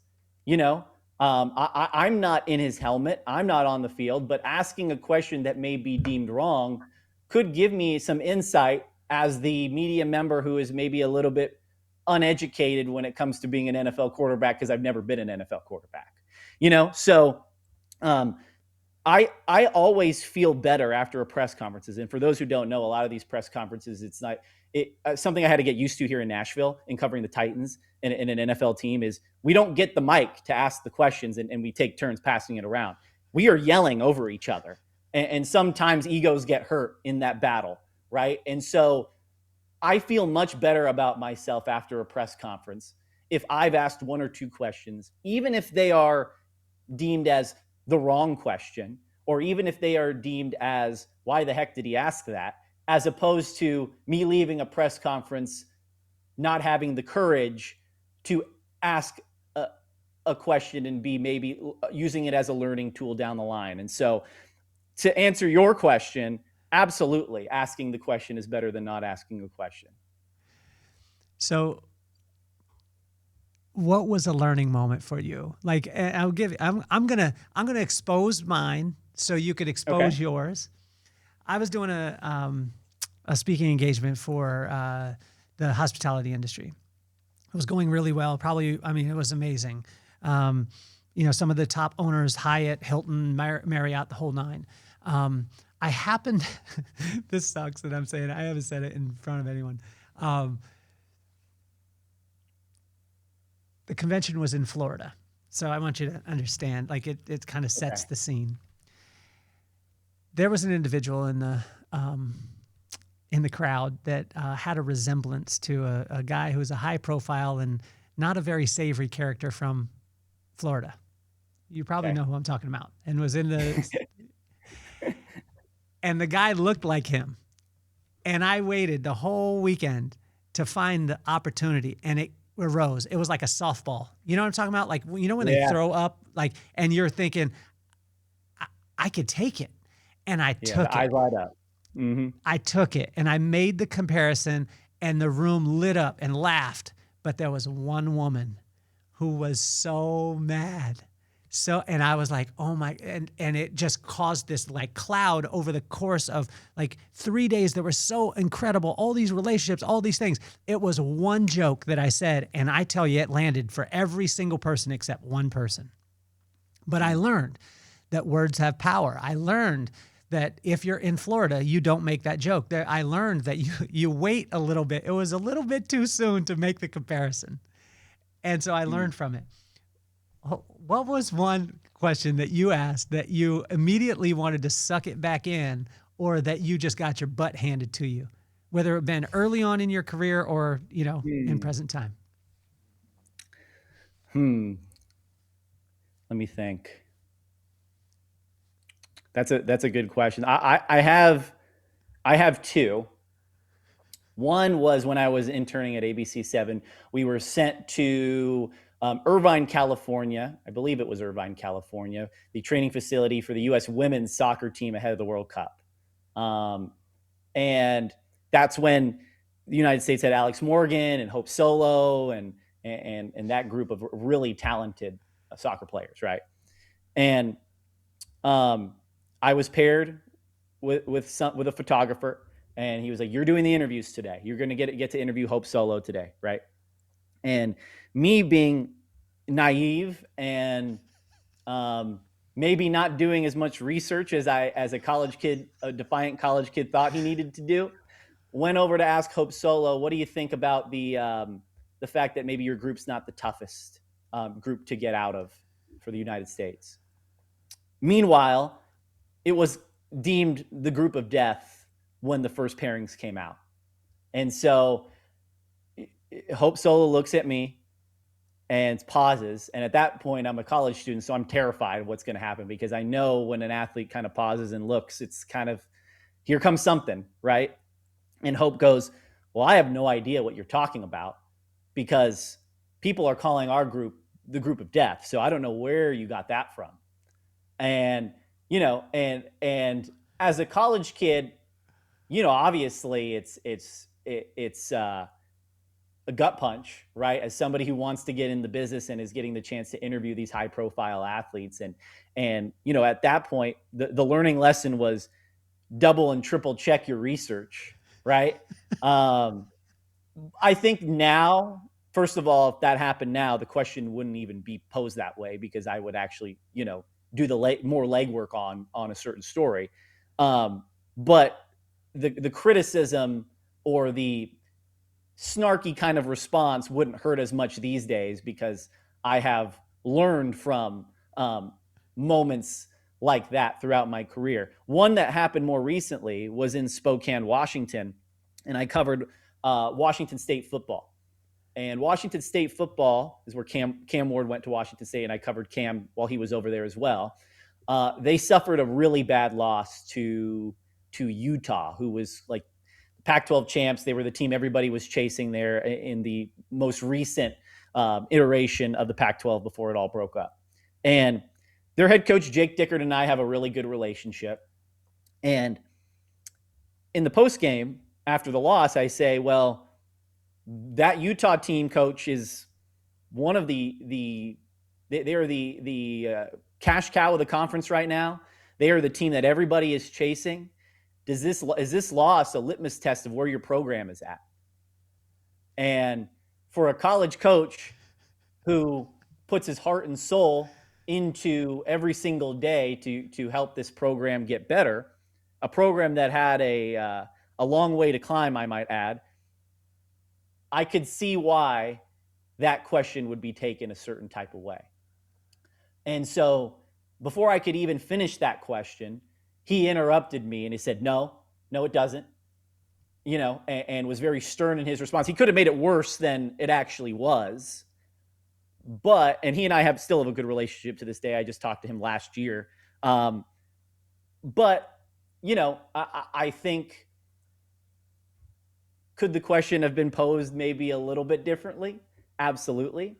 But sometimes also hard questions do need to be asked. And as much as, athletes love and coaches love when we as broadcasters praise, I think also the handling of fair criticism is, I think as a whole, needs to be handled better, I think a little bit in the social media age. I think, you can't take the positive and also deflect the negative when it comes to athletes and also broadcasters as well. And so those were two learning lessons from questions that I got a little bit chewed out for by those subjects there. Do they immediately go to the tape for you? Like when because you guys are you guys doing your Titans, you and Brad, are you guys doing every day or how many times a week are you guys doing? We do like twice a week right now. Okay. When you guys get done, are they reviewing tape and looking at different things? I mean, is that what they do in TV? Absolutely. Yeah. We whether it's TV or our shows, they're all posted somewhere, right? They're all in the archive somewhere. And so managers will constantly look at our work and our on-air performance.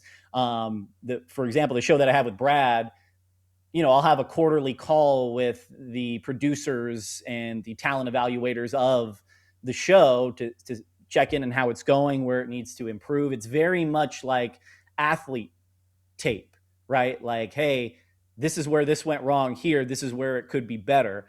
And that's the beauty of this profession, is that there's always constantly tape that you can watch back and listen to yourself or watch yourself in order to improve. So we do that constantly. Carat, cut, and clarity are the standards in diamonds, right? So actually, Panther Diamonds is one of the sponsors of our show. And when someone's setting up a diamond, it's carat, cut, clarity. When you're looking at TV broadcasting, what are those three or five or whatever it is that are the standards that they're able to look up at that template and say, we need to improve in this, we need to improve in this, we need to improve in that? Big picture. I think something at least that, and it goes back to a little bit to what we just talked about, is I think criticism is important, but I think it needs to be fair. I think that I would never say something on air or on a podcast that I couldn't say to an athlete, to them, and have a conversation about, right? I think there is a way to point out where things went wrong in a specific game or with a specific play in a respectful way, to where you're not trashing the athlete, because you couldn't obviously do it yourself, but you could, but there is a way to do it that's fair, and you better have your reasons why you deem it fair, because if that athlete calls you out on it, you better be prepared to talk about it.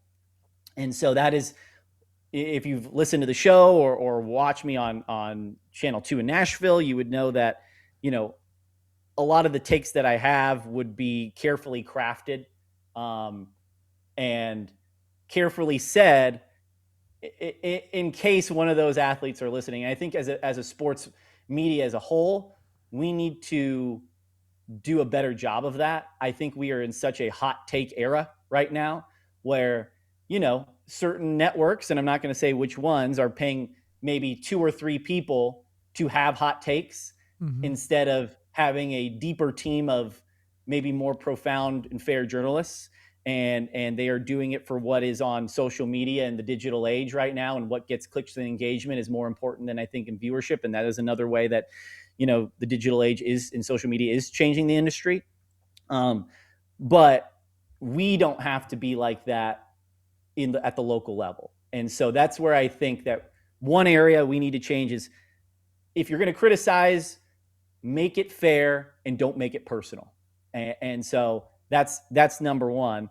The other thing I think is emotional storytelling. I think could always improve. I don't think that we are at a point yet where that kind of aspect is dying. I think that's keeping local sports broadcasting alive. And so emotional storytelling on the athletes that don't normally get that kind of love, I think that's a way that we could certainly improve in that. And then, another thing is, I think preparation and research. I think in the day of social media and the day and age where everything, you could find it on Google or AI and things of that nature, it is easy to get lazy and stop reading and stop writing. And I think that if you do that kind of stuff, you're kind of cheating the craft a little bit. I think the research and preparation portion of the job kind of gets lost in a younger generation of broadcaster. And I hope that it doesn't die. And I do think that we need to do a better job at that kind of front too. I'm maybe a little bit of an older soul when it comes to that stuff. If I have, like, for example, I'm working on a story right now on the top golf course in Tennessee, right? And I just visited the golf course last week, and it is a heaven on earth type of place, right? Even if you're not a golf fan. I am writing the story in my head, not only as the story is being conducted and I'm there. I'm writing the story in my head prior to getting there, and I'm writing the story on the way home. I'm thinking about how the story is going to go in my head, while I'm here at home or I'm in the shower. And if I have an idea, for example, a line that I really like, I'll hop out of the shower, write it on my notes app, and hop back in. And I think that level. Now, I'm not saying that everybody's got to do that. That's a little bit of a sicko kind of thing, but that level of preparation and the appreciation for reading, writing, so you can come up with valid, not just stories, but opinions and fair criticisms of athletes and coaches, I think is very, very crucial in today's age of broadcasting. Mr. Mike Bender has he has a dog named Bella. And Mike Bender has a friend that he's had for over 28 years. He met him for the first time after the guy had been in prison for 11 years. And Mike was a police officer in Simi Valley. Well, he found some parts of the case that he didn't think that were that savory. So he started to investigate. He took on that case for 28 years pro bono. And he ended up getting the guy 100% exonerated after 39 years in prison, wrongly convicted of a double murder. Now those two, after he got out, he was in jail. He was in prison longer than Nelson Mandela. Now they're best friends. Mike Bender has a dog named Bella that I see every single morning. And when I walk my dog, I walk him kind of in the same area, and I workshop ideas with Mike Bender. So when we're walking, he's got Bella, I got Skylar and Ziggy. We're walking, and he says, "How's your morning?" I say, "How's your morning?" We go back and forth, and then I'll workshop an idea, and I'll see if I can get the idea out, like the beginning, the meat, and the end, in a fashion that will be quick enough, but be impactful enough to be able to then broadcast on the podcast later, like once I take my dogs home and then I head over to the studio. Who's your Mike Bender? Ooh, that is a good question. Well, professionally, at least right now, I work with a guy by the name of Corey Curtis, who has been a longtime sports broadcaster. He's the longest tenured sports broadcaster here in Nashville. And part of the attraction in coming to Nashville was, of course, to cover the Titans and the pro sports that we have here, to go to a vibrant city that's growing, and it's awesome. There's always something happening here. But it was also the personnel that work at my station.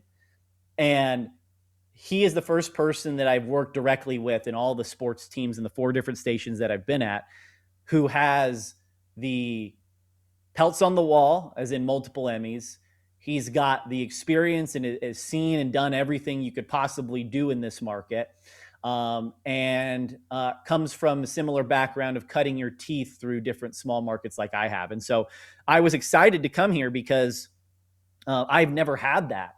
A lot of my peers to this point were of similar age and experience. And so when that's the case, you grow and you get better almost through like in-team competition in a way. Like if my coworker who I work with, who's the other sports broadcaster, we're kind of the same age and we're similar experience, and he puts out a good story. Awesome. I want to put out an even better story, and we'll have kind of almost within team competition that way. I am never going to have the same level of experience at the same time as my sports director, Corey Curtis, now. But what I can get is his valuable experience from everything that he's done in his career. And it helps the on-air product, at least for my side of things, be that much better. So he's taught me to get ideas out quicker on air. He's taught me when it comes to storytelling. He doesn't pull punches, and nor do I want him to when it comes to criticizing work or me getting better. He's taught me to have a thicker skin. And a lot of the stuff that we learned or that we talked about on this podcast when it comes to being in the locker room with the Titans and reasons for chopping it up with them, that comes from learning from somebody like that. And I can point to a number of different ones, but at least right now, he's probably the most professional of that. The personal side of things, my dad is a criminal defense attorney out in Southern California, and he's been so for longer than I've been alive. And as you know, as knowing lawyers yourself, they read and write with the best of them. Like like that level of research and writing and not cutting corners is unbelievable, because most times somebody's livelihood is in their hands, right? And so, I mean, I'm not afraid to say, in the sense that I've had my dad look over past story scripts and be like, does this connect with you?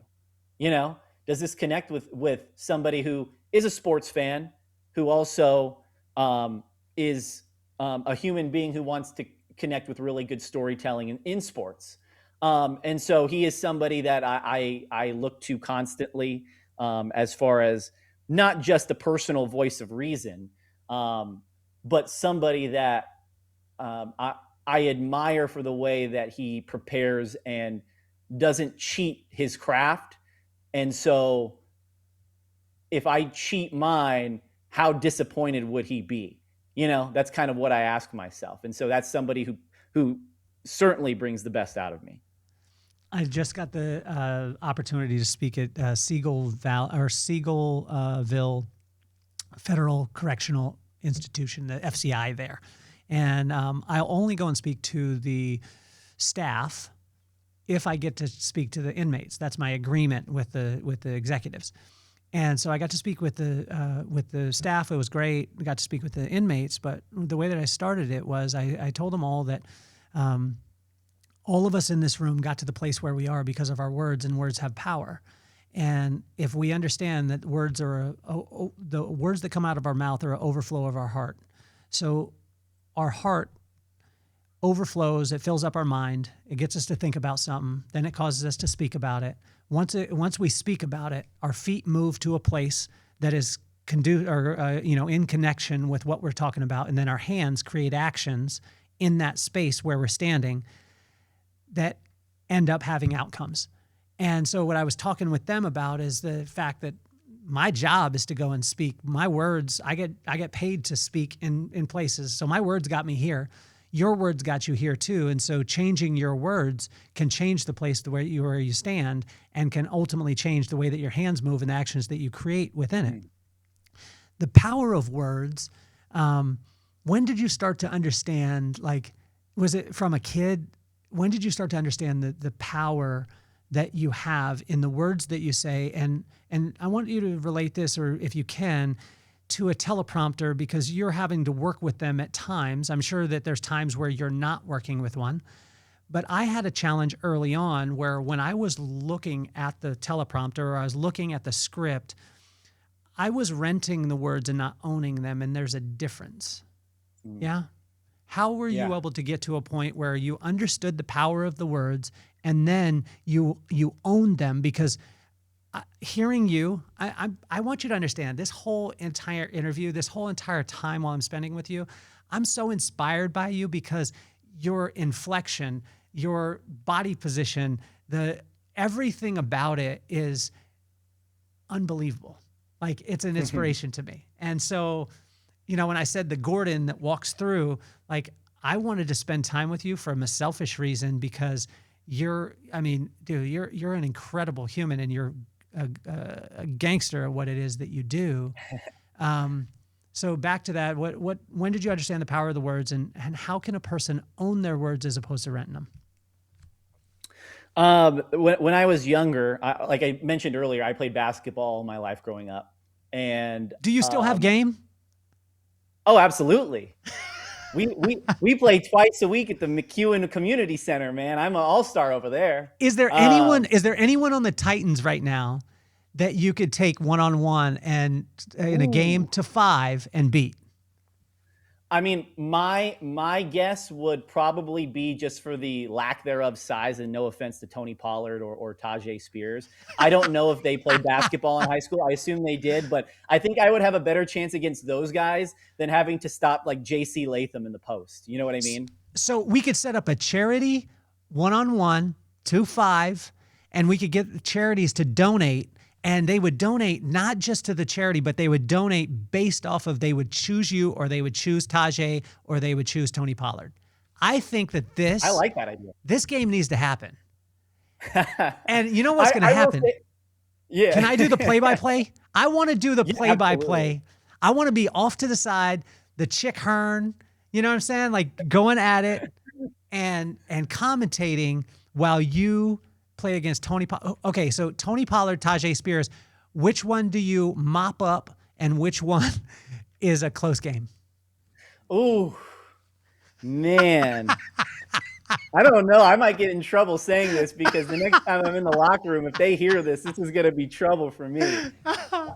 Tajay's a little bit younger, so he might have a little bit more younger legs and athleticism. Tony's got some miles on him.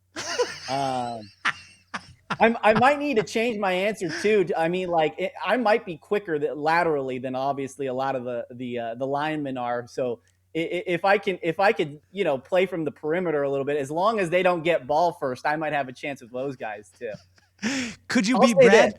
Could you get Brad? Could you take Brad? Oh man, that's tough, because you see pictures of Brad when he was a player. Obviously, he's a big individual, but he is cut now, man. He's Adonis. He looks like Adonis. Yeah, he looks like he can still play. There was he posted like a gym progress photo on his Instagram story, and when I saw him for that show afterwards, I said, "Dude, my girl is on this app. Chill, man."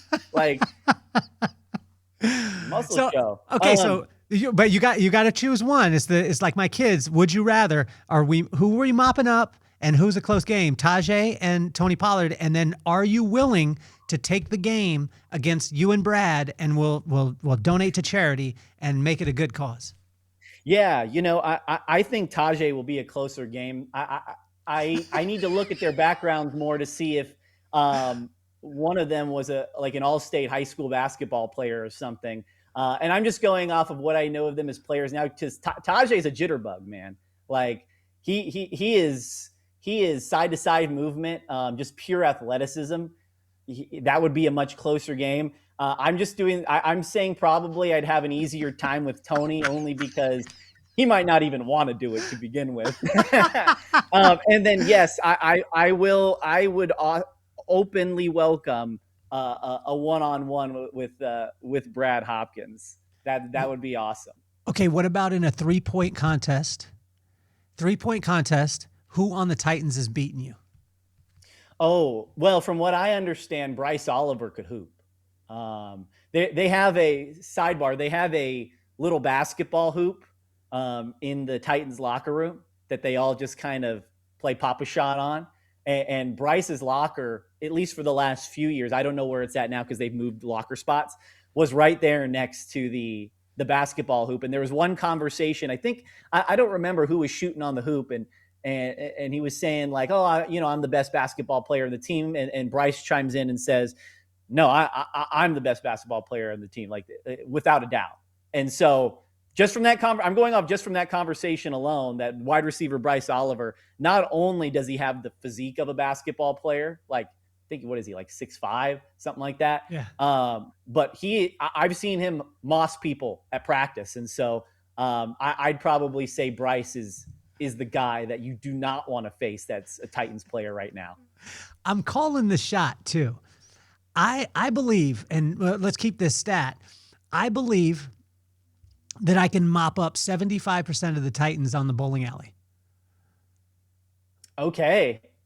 All right. So you're a regular Pete Weber, huh? Yeah, I'm not saying that I'm on the PBA tour, but I'm saying like when I remember first starting my career and I didn't have. Do you understand what gravitating towards your swag means?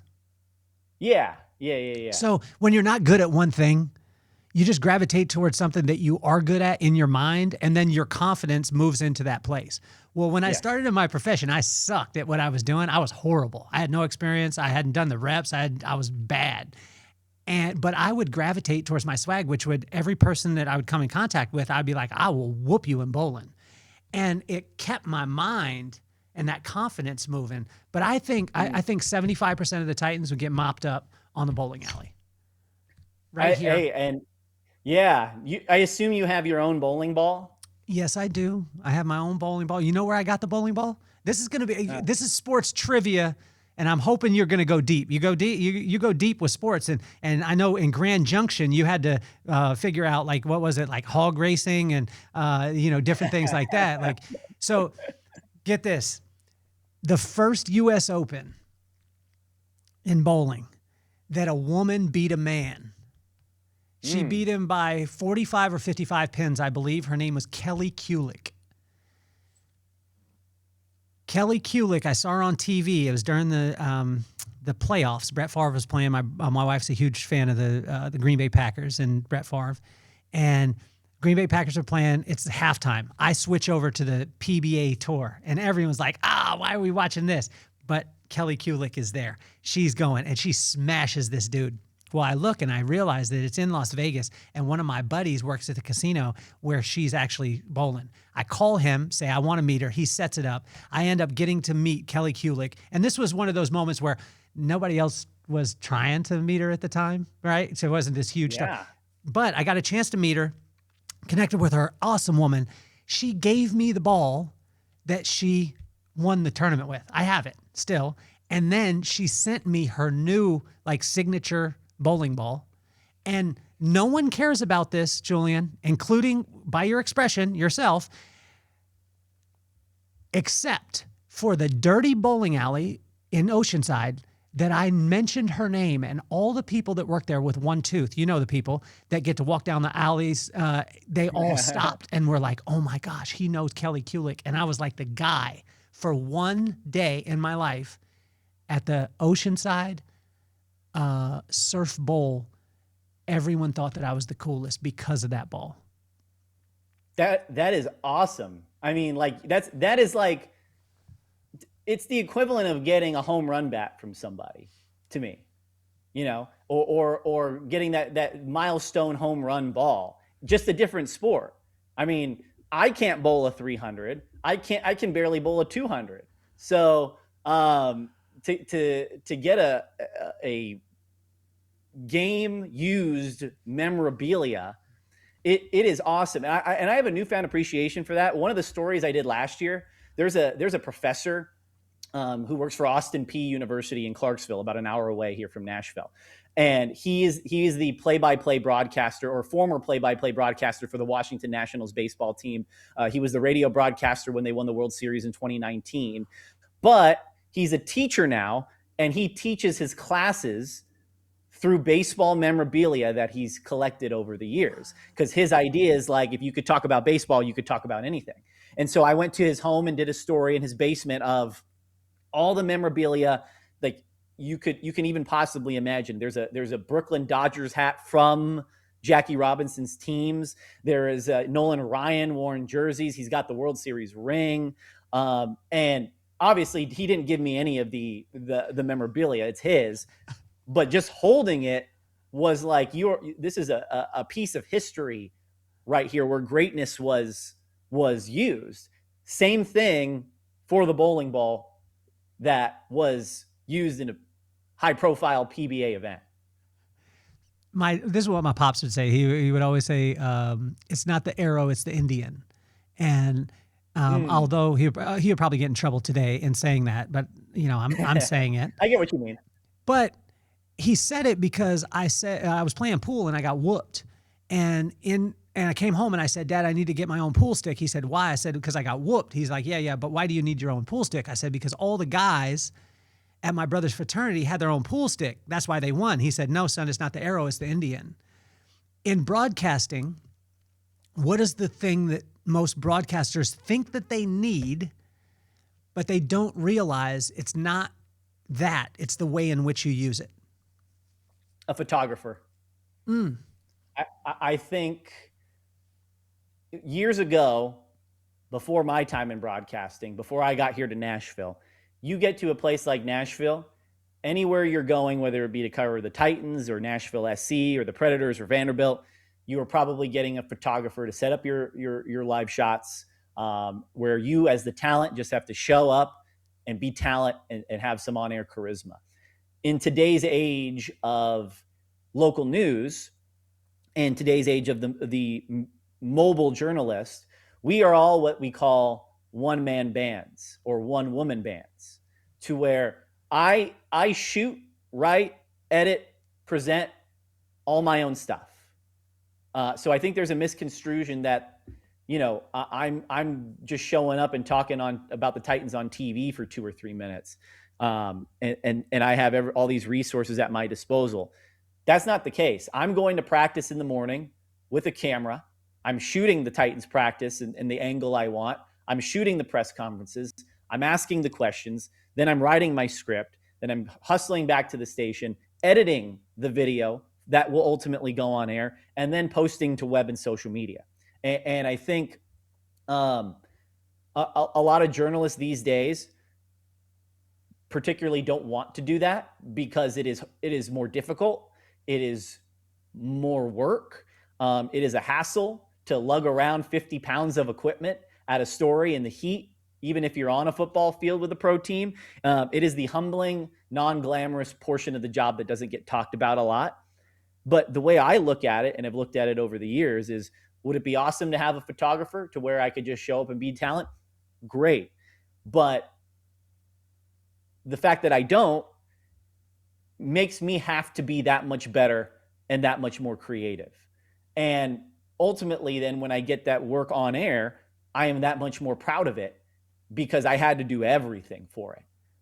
And so I don't know how long my back will agree with it, because I am carrying a camera like this and it is heavy on the shoulders. Or if I'm sitting at a Vanderbilt game on the basketball sideline, I am crisscross applesauce with a 50-pound camera, and it's not great for the lower extremities.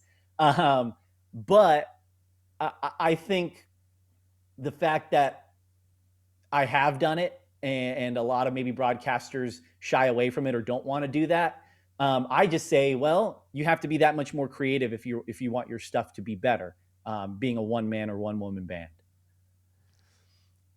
I remember asking my pops, "Did you fight in high school?" And because as a son, you want to know these things about your dad. And he he turned to me and he just looked at me and he's like, it wasn't much of a fight. And I was like, he's trying to be the man, whatever it was. And he said, no, son, you don't understand. I lived in a one-bedroom cabin. I had 6 siblings. We didn't have hot running water. We didn't even have a TV. So when most kids at my age were watching TV or hanging out with their buddies, I was chopping wood. So by the time I got to school and someone had a problem, it wasn't really a problem, and it ended very quickly. For you preparing for this type of, the resilience that you have, the things that you're doing, what was your chopping wood early on as a kid to get you ready for the type of things that you're doing now? So as I mentioned at the top, I grew up in Long Beach, California, and playing basketball growing up, particularly in the inner city of Long Beach, you have to have very thick skin. I played for an AAU basketball program out of Lakewood, California, which is right next to Long Beach, for those who don't know, and it called Lakewood Hoops. The head coach of that program was a tough MFer, man. He is one of those coaches like Coach Carter style, with Samuel L. Jackson, if you've ever seen that movie, where you do something wrong, it's 1,000 suicides, 500 push-ups, and we're doing laps around a sketchy park where people have pit bulls and maybe not the best kind of people are hanging out around there. It was the hood. I am not going to sugarcoat it. That's what it was.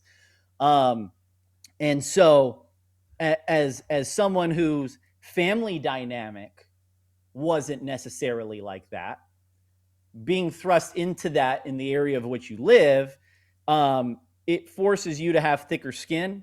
It forces you to wipe off those tears and put some elbow grease into it and fight. It forces you to have to earn everything. It forces you to knock yourself down and get back up, to be tough. And that is something that not only Coach ACD, as is his name, taught me, but playing with basketball with those types of kids kind of taught me as well, that everything that is earned and not given. And so that was kind of the chopping wood moment. My parents could probably tell you the crazy type of practices that we had, not to necessarily get better at basketball as much as it was to get better as mentally strong and willpower of human beings. We were in 110 degree heat running around a blacktop for hours on end, no water breaks. You know what I mean? Like real Coach Carter type of stuff. And I think, you learn a lot, I think, through sport. There are a lot of life lessons you can learn through that. And so when I think of an athlete maybe being snarky with me, right? Or when I think of, hey, I'm running into dead ends on this story, how can I make something out of it, right? What avenues can I go? And it feels like I want to, give up and kill the story. I think back to those moments on the blacktop out in Long Beach, and I say, well, if I did that, why am I complaining about these little trivial things, And that goes not just with the job, that goes with everyday life too, the stresses that everyday life brings. And that was certainly the chopping wood moment is the mental toughness that I learned from those days on the blacktop. When I drive to Utah, it's about 12 hours. 12, 13 hours. I try and do it quicker. I try and be like Clark W. Griswold and set a record every single time when I go. But I always break it up into if it does take me 12 hours, I get to listen to Rogan 4 times because he does 3-hour podcasts. At first, I was like, man, it works for him because he's Joe Rogan. But then I remember him having a conversation, and it was like, whether this is not about political affiliation or anything like that, but he was talking about during the presidential race, and Trump went on and Kamala didn't, and he talked about the reason why he did what he did, and the length of time.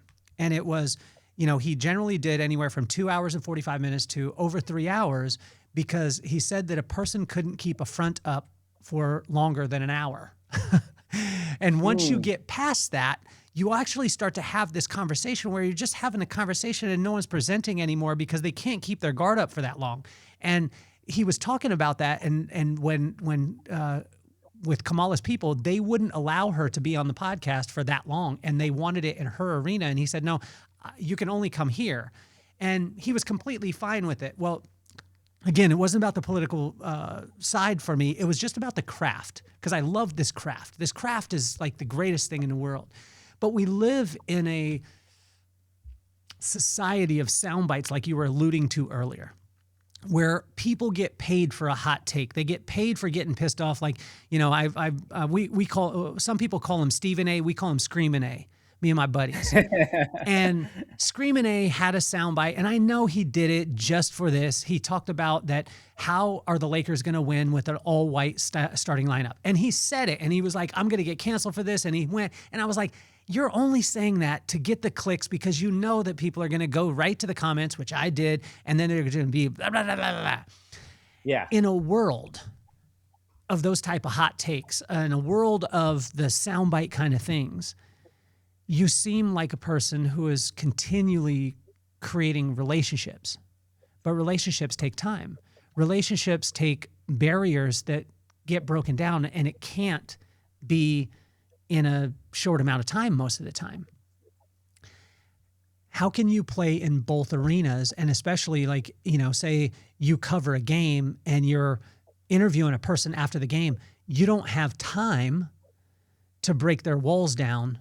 Although as a viewer, I don't want to hear you ask the exact same question and them give the exact same answer. Oh yeah, perseverance, great teamwork. I'm gonna, we got to focus on the intangibles and have a great game. That generally is the answer. And the questions, the questions that come. How do you balance those things? I think it comes down to, that is just the first of all, to answer the hot take thing, like that is just not who I am personality wise. And to me, I would be doing myself a disservice if I took a short route and try to do things off hot takes. It's just not who I am. There are a lot of people who are really good at it. And if that's what they are, behind the scenes, that's who they are. But it would feel like a disservice to the years that I've put in if I don't want to say sold out, right? But doing things for the simple fact of shock value, I am okay with the long play, because ultimately life is about relationships. The people who are going to be at, my wedding one day, or my funeral, hopefully way, way, way down in the future, are the people that I've built these long-term relationships with over time, right? And that's the way I kind of look at broadcasting, in the sense that the answers that I get from Jeffrey Simmons after a game when I first got here may not be as good as they are 2 or 3 years after the fact in the locker room, and becoming a familiar face and saying hello to him at certain events, or chopping it up with him at his locker room when there is downtime. I am okay with the long play, because to me, that is the most rewarding. And there are times where maybe you have to get the coach speak answer until you develop those relationships after a while. I do think, there are ways to connect with athletes in a quick amount of time for, immediate sound bites and immediate content and things of that nature. For example, I did a sit down with Robert Saleh when he was first hired, and everybody was going to be asking him those same questions, right? What is it like to be the Titans coach? Did you ever think you get another chance after the Jets? How do you feel about Cam Ward? I knew all those questions were going to be asked. So I said, let's take a more creative, different approach. I found pictures of him when he was in high school and college playing football as a tight end. And and instead of asking him how does it feel to be the Titans coach, I just gave him a picture and I said, tell me this story right here. Right. And so there is a way that you could do it in the immediate that certainly opens up the athlete for later down the line. But I am perfectly okay with having the slow play relationships, because I think those are the most meaningful in this life. Who's the unsung hero right now on the Titans that isn't going to maybe get interviewed this year, but has a story that has really touched your heart? Ooh, that is a very good question. Let me think about that for a second. Player on the Titans, unsung hero. Oof. I gotta say, Kelly, you stumped me on that one. You know, I think we're going to see a lot more, obviously, as we get through training camp, and a lot of these players who maybe are trying to make their team and fight for a final roster spot. But one person that I could say that Titans fans who have been clamoring for it for the last year and may finally get their wish is Xavier Restrepo.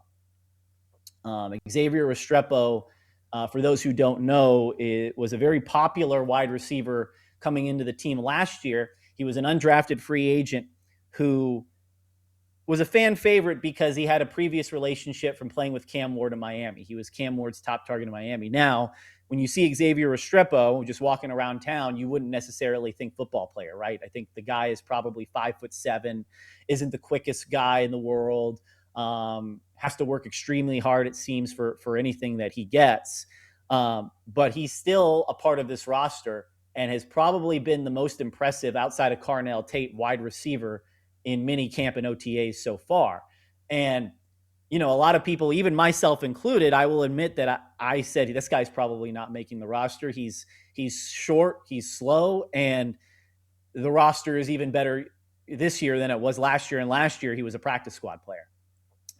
But I think he put a lot of people on notice during camp, at least the ones that were watching him. And I think from a inspiration perspective, the fact that he is even making it a conversation, whether he makes the team or not, I think is worthy of some praise, because, you know, we all can connect with the person who isn't tall enough, the person who isn't the strongest, the person who isn't the quickest, but somehow they find a way. In America, we love the underdog story, right? Like, Rudy is one of my favorite movies for that very simple reason. And so he, in a lot of ways, embodies the kind of player that the Titans need more of in their organization, and embodies kind of the attitude that I think the front office wants, because he is not going to take no for an answer. He's the kind of guy that you're going to have to drag off that field if he's not going to make the team. And so I think there is a good shot that he makes the squad, and Cam likes him, and it could be somebody that Titans fans will then tell the media, I told you so, because a lot of us wrote the guy off. My pops, I don't know if your dad did. Your dad is a very intelligent guy, being in the profession that he's at. You were talking about how he reads and writes at a, amazing level. I don't know if he did have this, but my pops would always have like 3 or 4 sayings that he would say all the time, and he would sometimes say them at inopportune times, and I wouldn't think that they would relate until I got to a point where I realized that he actually knew what he was talking about. And I would get sick of him saying these things. But one of the things that he would say was, you never know where someone's from. You never know where they're going. You never know where you'll meet up with them again. So make a friend out of everyone, right? And I remember him telling me that, or just a practice that he would do was, if somebody complimented him on something, he literally, if it was a shirt, if it was a watch, whatever it was, he would just take it off and give it to the person. And I watched him do this throughout my life. Well, I didn't realize that I had taken it on until I got a chance. I was speaking in front of a crowd, and a woman in the front row said, I like your necklace. I instinctively just took it off and gave it to her. I did. I moved on. I was actually in Nashville later on. This was a couple of years ago. it's probably 25 years later, I got hired into that same company, to their what's called their national huddle.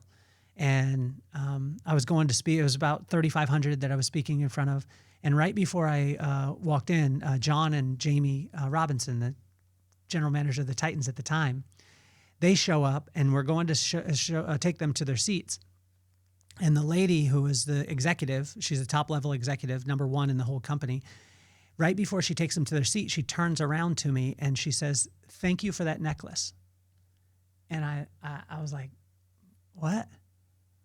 And it clicked, and I remembered 25 years ago, I had given that woman a necklace, which I didn't know that she was the number one employee in that whole entire company, and she's the person that hired me in to be able to do that speaking engagement 25 years later. When's a time in your life that type of scenario has come into fruition, or has it yet? I think it has come in maybe not in a 25 years down the line way, but as I mentioned before, one of my mentors, Brian Formica, who we talked about earlier, is a huge reason why I'm even here in Nashville and continuing this crazy career in the first place, and give me tools in the tool belt to grow and ultimately down the line. And his number one thing for me in giving advice, because he could have charged me for the advice that he was giving me. It was that valuable, right? Especially to an uneducated, unencumbered broadcaster at the time. One thing he said that, "Hey, I don't ask for money. I'm not asking for any, special treatment or praise. I just want you to pay it forward to the next person." Right? So you are ultimately going to get an email or a phone call or a DM from an aspiring broadcaster who is up late down a rabbit hole on YouTube looking at your stuff, and you are going to have a decision to make to either respond to them the same way I did to you, or ignore it and go on with your life. And just remember where you were while you were in their shoes during that time. And sure enough, after 4 or 5 years in the business, probably around the time when I got to my end of my time in Eugene and the beginning of my time in Spokane, and I started to create a little bit more of a social media following, my work was out there. Sure enough, there it came. Like the sun rises and the sun sets. It was a certainty. And I have received multiple emails and DMs from people in this business asking for help, asking for advice, to look at their work, to give them tips. Maybe they feel lost and they want some sort of direction, that this is the career path that they want. Maybe it's just, an extra boost of confidence that they need to continue going in a very cutthroat profession. And I have answered every single one of them. And, I'm not looking for them to continue to come back to me if they want to.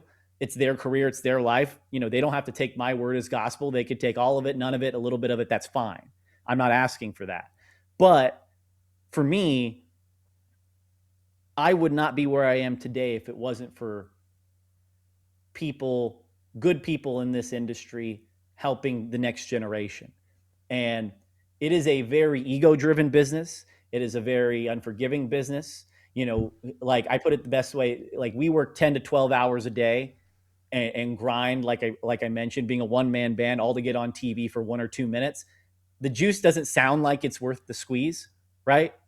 And so the more people that we can funnel out of the business that are doing it for the wrong reasons, the more people you do that by having more people who are in it, who are paying forward to the next generation. And so even if I talk to these aspiring broadcasters or people who are messaging me one time, the goal isn't necessarily just to, okay, I'll answer you, get off, let's not talk again. It's to continue to pay it forward, because I know that's what people have done for me. And so I will give my time to those broadcasters who reach out, because I know there are a lot of people in this industry who won't.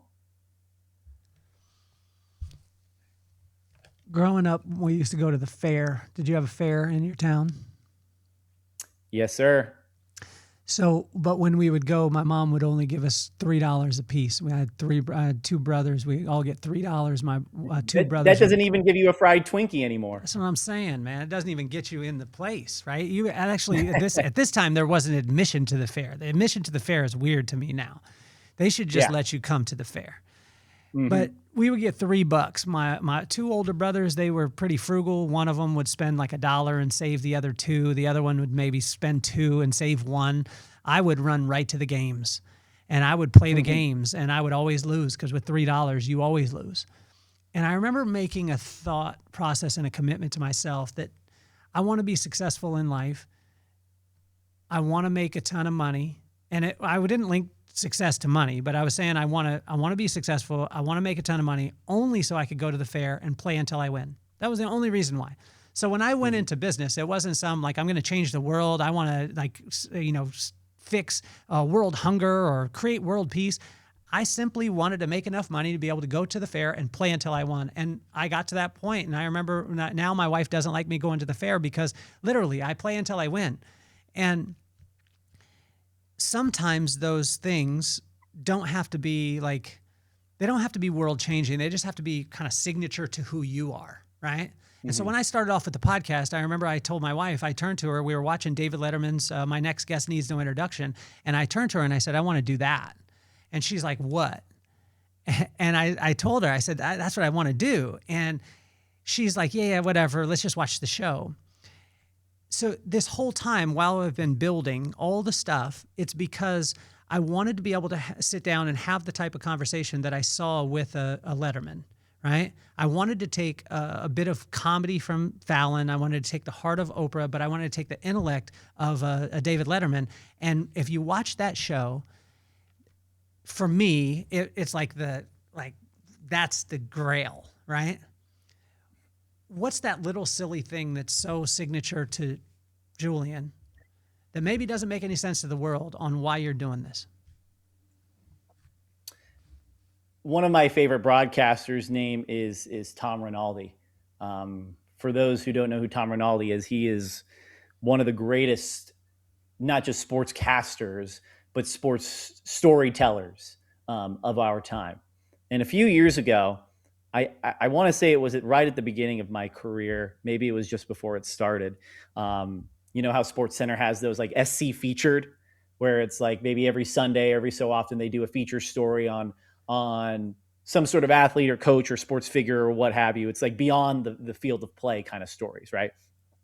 And there was a story that he did, and you could probably look it up on YouTube, and I implore folks to do so because it'll make you cry. It's the story of the red bandana, and it was about this lacrosse player who always wore a red bandana when he played, and turns out he was working at the World Trade Center around 9/11. And obviously tragedy struck, and he did not make it out of the rubble, but he was credited with saving lives there at the World Trade Center.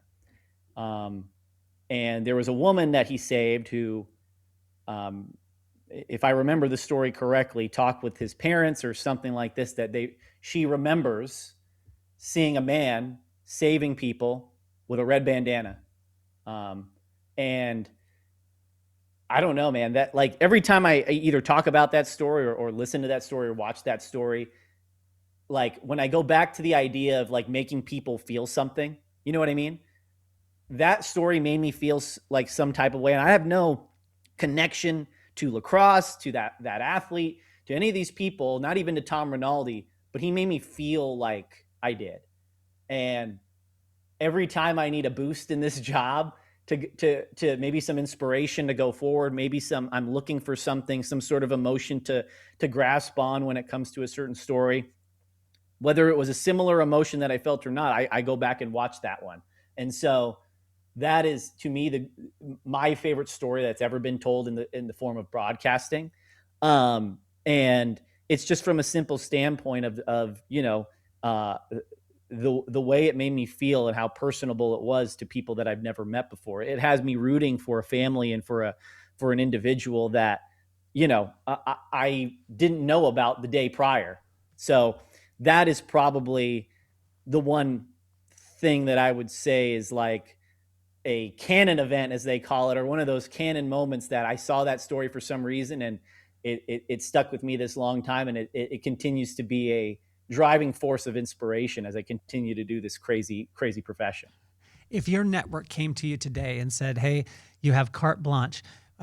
We need you to develop and produce, and if you want to star in it, whatever it is, and we're going to fund it 100%. We just want you to do it, signature to who you are." What is that show? What does it look like? It is a show that, and it's taken a little inspiration from another show that already exists. I would take a globe or a map and throw a dartboard on it. And wherever that map or wherever the dartboard lands on that map, I have to go find a sports story in that place. I'm a firm believer in this business, and I've seen it in everywhere that I've gone, that everybody has a story. You just got to find it. Everywhere you could look potentially has a story. And so I want to prove that and show that to viewers. And I think we as people, we can connect with each other in a way through storytelling that is so great. I think that's why a reason I'm a big fan of movies and like a film buff is because I just love the idea of a narrative from beginning to end. And so I think the unpredictability nature of it, of me being a journalist, having to go find it, but also then capturing a portion of life that maybe people wouldn't even go on that map themselves. Let's say it was in the middle of nowhere of, New Mexico, let's say, just for the sake of the example. People probably that would see the story would never go to a place like that, but they would then they would feel a connection to either a person or an organization or something in that area through sport, because I have to keep who I am. But I think that would be my pitch for a show. I don't know what we would call it, Journeying with Julian or something like that. But that would be like the ideal show if they said, "Hey, you could do whatever you want, just go cook." That would be it. The storyteller's story is generally the one that is seldom told. But I think a lot of times it's the most important. So when you look at, say, like an Oprah, a lot of times you don't hear as much of the story of Oprah as you do of the stories that she's drawing out of people. Same thing with Letterman, same thing with Fallon, same thing with, say, like a Linda Cohn, who just retired, who's an absolute legend, Southern California woman too. When it's all said and done, Julian, what's the story that you want them telling about you?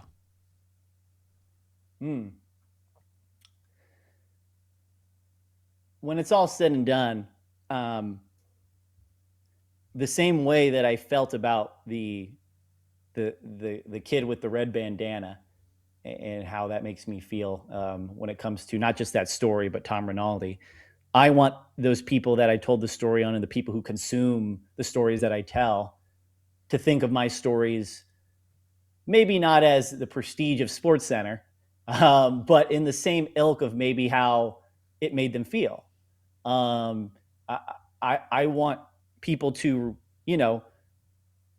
talk about me in a way that, hey, he made this community better.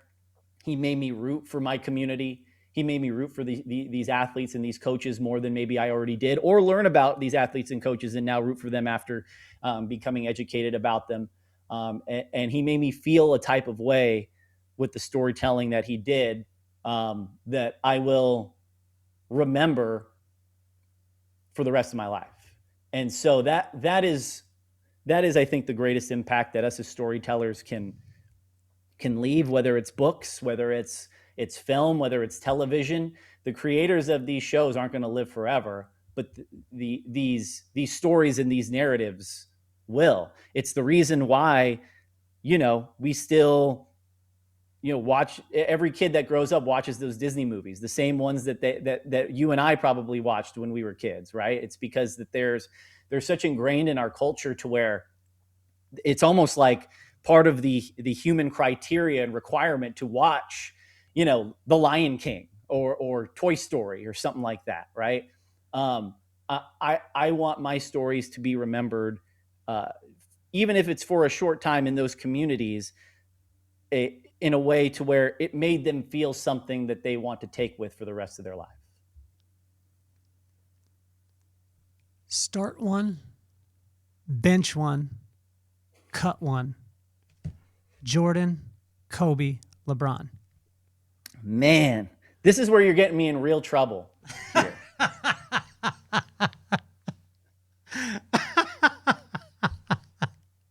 This is the toughest question you asked all day. Start one, cut one, bench one. Okay. I am probably cutting LeBron. And that's no disrespect to Bron. I love what he did for the Lakers. He brought them out of irrelevancy. But I can't cut Kobe Bryant and I can't cut Michael Jordan. So starting, I probably would start MJ because Kobe is seen by many as kind of like the carbon copy, right? And the closest thing movement-wise and mentality-wise that we got to Jordan. And if I know anything about my Lakers and their head coach, Phil Jackson, that was so great for LA, it's that he tested Kobe a lot of times. And he would put things out there to motivate an already maniacal kind of worker that Kobe was. So maybe saying, hey, Kobe, you're going to be on the bench. He's going to play that much harder. So that's why I bench Kobe, even though he is my favorite athlete of all time and the greatest to me. Julian, you're incredible, man. I started the podcast because of my two kids, 14, Maddox, he's a sports guy, 17, McKenna, who is in the arts, and she's actually just about to go tomorrow. She's going to Vogue Summer School in New York City. Oh, wow. She's gonna be a senior this year. She's 17 years old. She's gonna be in the city for 2 weeks by herself.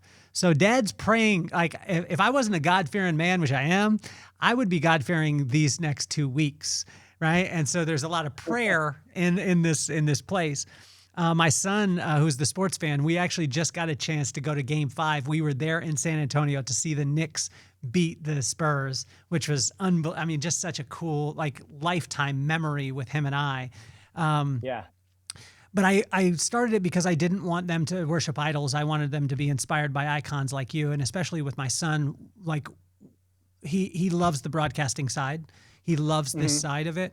I wanted him to be inspired by icons like yourself. Like, what advice would you have for Maddox and McKenna? And if you could use both their names, it would be awesome.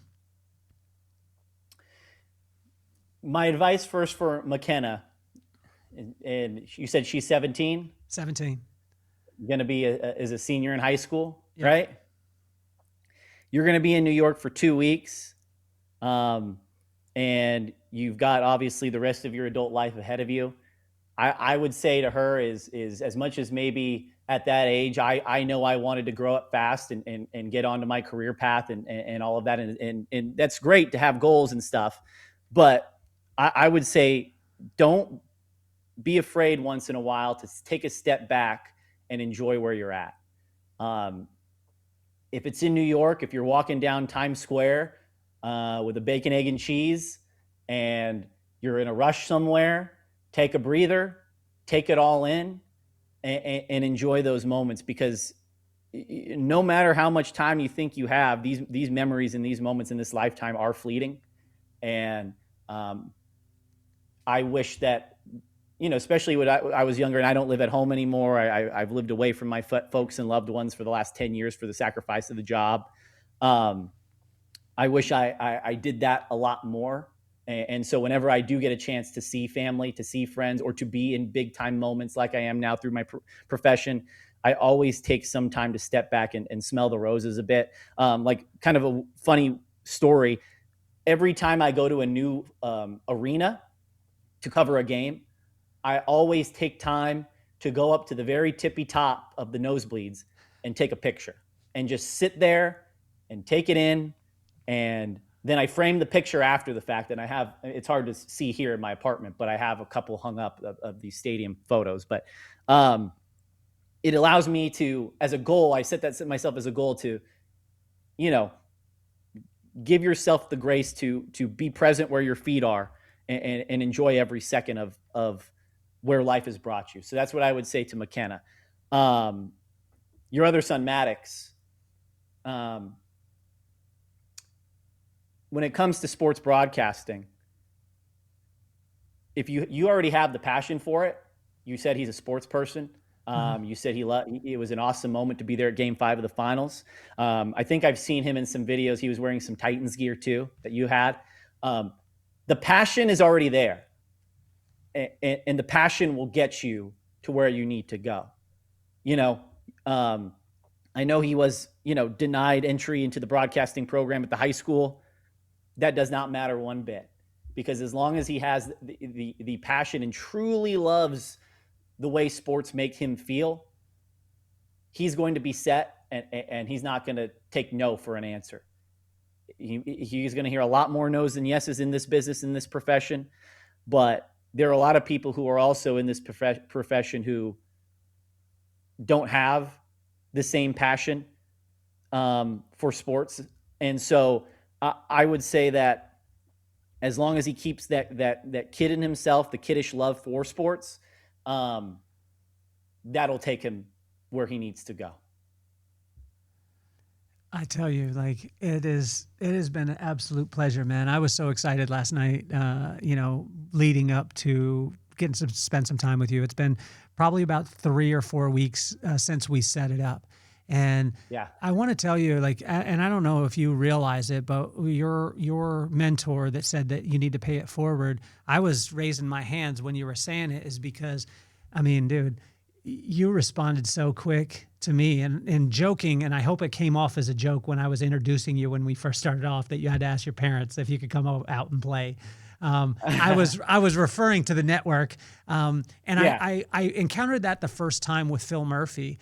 He's on SportsCenter, and I reached out to Phil, and he hit me back right away.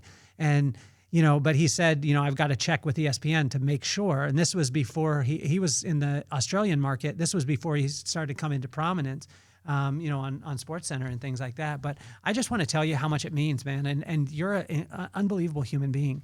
I want more people to know, like when you were saying that, about the, your prominence or whatever it is, I think from a parent standpoint, we want our kids to see you in front of the camera.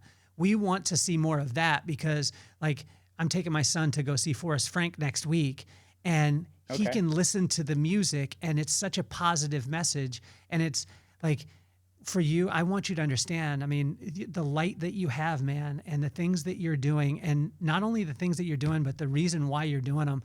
The world needs more of that. We need to hear more of that. And it's been an absolute honor to be able to sit down with you, man. Well, no, I appreciate it. Likewise, the feeling is mutual. And again, the for lack of a better term, love the vibe of the podcast. Love the positive energy. And, you mentioned you're still kind of fairly new in this whole podcasting thing, but it doesn't seem like it, because just the way you come off and the charisma is there. And that's what gets these guests to feel comfortable, knowing what it's like to be behind that mic over there. That's what it takes to get these guests comfortable to come on and have great stories and great conversations. On top of the fact that I am very jealous of the setup that you have over there.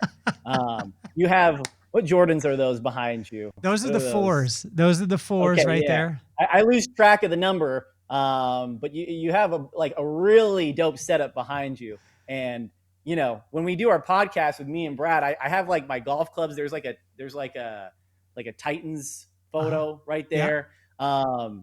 But I'm trying to get like you, man, when it comes to the overall setup that you got back there. It's a legitimate one. Thank you. Well, I want to call the shot because my son has never been to a Titans game, so to a Titans home game. We go to Vegas, and we're actually going to Baltimore, which is going to hurt my heart to be around that much purple. But he is a Derrick Henry fan. You know, I mean, we believe that he'll come back at some point. But hopefully I'm gonna bring him this year to a home game, and Okay. I want to sit down with you and Brad in person and run it. You know what I mean? I just think that there would be so much great energy inside of it, which I think would be a lot of fun. And I need you to say it with your chest, though, because I know when I asked you this question, you know, I know that you don't want to get yourself in trouble, but now you're already in trouble because you already said it. You said that you would have a close game with Tajay Spears and you would smash Tony Pollard on the basketball court. But I need you to say it with your chest, and I need you to address them before we get off this podcast. So I'm going to give you the floor right now and let you hit it, because that Long Beach, I need to hear Long Beach coming out. I don't need to hear. And for those of you who don't know Long Beach, I know Long Beach. It's not that far. We just went up there the other day, and what he's talking about, it's no joke. And I don't need broadcaster polished Julian to say this. I need Long Beach, blacktop, 110 degrees, suicide sprints outdoors, AAU, Julian, to tell Tajay Spears and Tony Pollard what's going to happen to them on the court. Hey, well, I'll just say this. Out of every person that does TV in this Nashville market, nobody is beating me one-on-one. So that's number one. And it wouldn't even be close. So that is why Tony Pollard and Tajay Spears, let's run it, man, because I'm going to give you guys a game. That's for sure. Dude, I love it, man. Dude, you're incredible, man. I love you. And I'm going to force you to be my friend for the rest of your life. That's the thing. Most people think when I interview someone, they're like, oh, well, you kind of connected with them. No, I'm saying, like, you're in. You know, I don't know if you know I have this show. I have 3 shows actually 4 now on the podcast. So I have one where I interview people like you, icons. Then I have commentary where I go live, or I do like 15 to 20 minutes to fill up your soul. I created a show called You Have to Meet My Friends, where I go live and I randomly call my friends and they don't know they're on the podcast till they're on the podcast. And then we created the History Box, where the history hunter from Pawn Stars, he comes on and he has a box from World War II, ammunition box. And inside it, he has artifacts from like everywhere. And we had the gavel from the Nuremberg trials. He had a piece of the Hindenburg the last time. He had a book from Copernicus, and I don't know what they are. We just lift open the box and we just pull them out and do the thing. But when I'm saying that, that show, You Have to Meet My Friends, literally people get calls randomly, and you know, they end up on the show. So that was a lot of fun. So I mean, now you can't erase your phone number from my place. So is that just a little bit of teaser foreshadowing? Well, what's so cool, man, is what I do is I take a person like yourself that's an icon, and then I'll be on the phone with one of my buddies who's a huge sports fan, and then I'll call you, and they actually get to meet you. Does that make sense? Oh, that's and so cool. Yeah. It's really cool. So like Brad Johnson, quarterback from the Tampa Bay Buccaneers. Yeah. So Brad's a good friend, and one of my buddies is a huge football fan, and so I was able to call Brad while he's on the phone, and Brad talks to him, and it's like, like have fun, like that kind of stuff, which is fun. No, that's awesome. I love meeting viewers and fans in public. If they want to stop me and talk to me at Publix, we're down. Yes. The funniest thing as we go is when I moved to Memphis, because I lived in Memphis for years. Actually, I moved away the inaugural season where the Titans played in Memphis, which sucked because that was my team. But when I got there, we were at a party, and the girl was like, hey, I'm about to go to K. Roger. Can I get you anything? And I was like, what? And she's like, yeah, K. Roger. And I was like, what are you talking about? And she's like, I'm about to go to K. Roger. And I said, well, what do you mean? And she's like, I'm about to go to the grocery store. And I said, do you mean Kroger? And so K. Roger. Oh my gosh. You'll never not hear that in your life. Like every time you see Kroger now, that's K. Roger. That is hilarious. So, hey, man, I seriously, I want to thank you so much. Hey, can you stick around for just a second? We're going to run a commercial, and then we're going to talk about stuff we won't let the public know. Sure. I'm just joking. Okay. Stick around for a second, man. You're officially off the hot seat. Julian, you're incredible. Mininsohn. Did I say it right? Mininsohn. Got it. Got it. You're the man. You're officially off the hot seat, buddy. Peace, love, and soul. Appreciate it. Yeah. And this the vibe that raised us, made us, saved us. Love so strong that the hard times praised us. From base life roots to the freeway nights, we turned small grooves into launch pad flights. Yeah, this the vibe that raised us, made us, saved us. Love so strong that the hard times praised us. From base life roots to the freeway nights, we turned small rooms.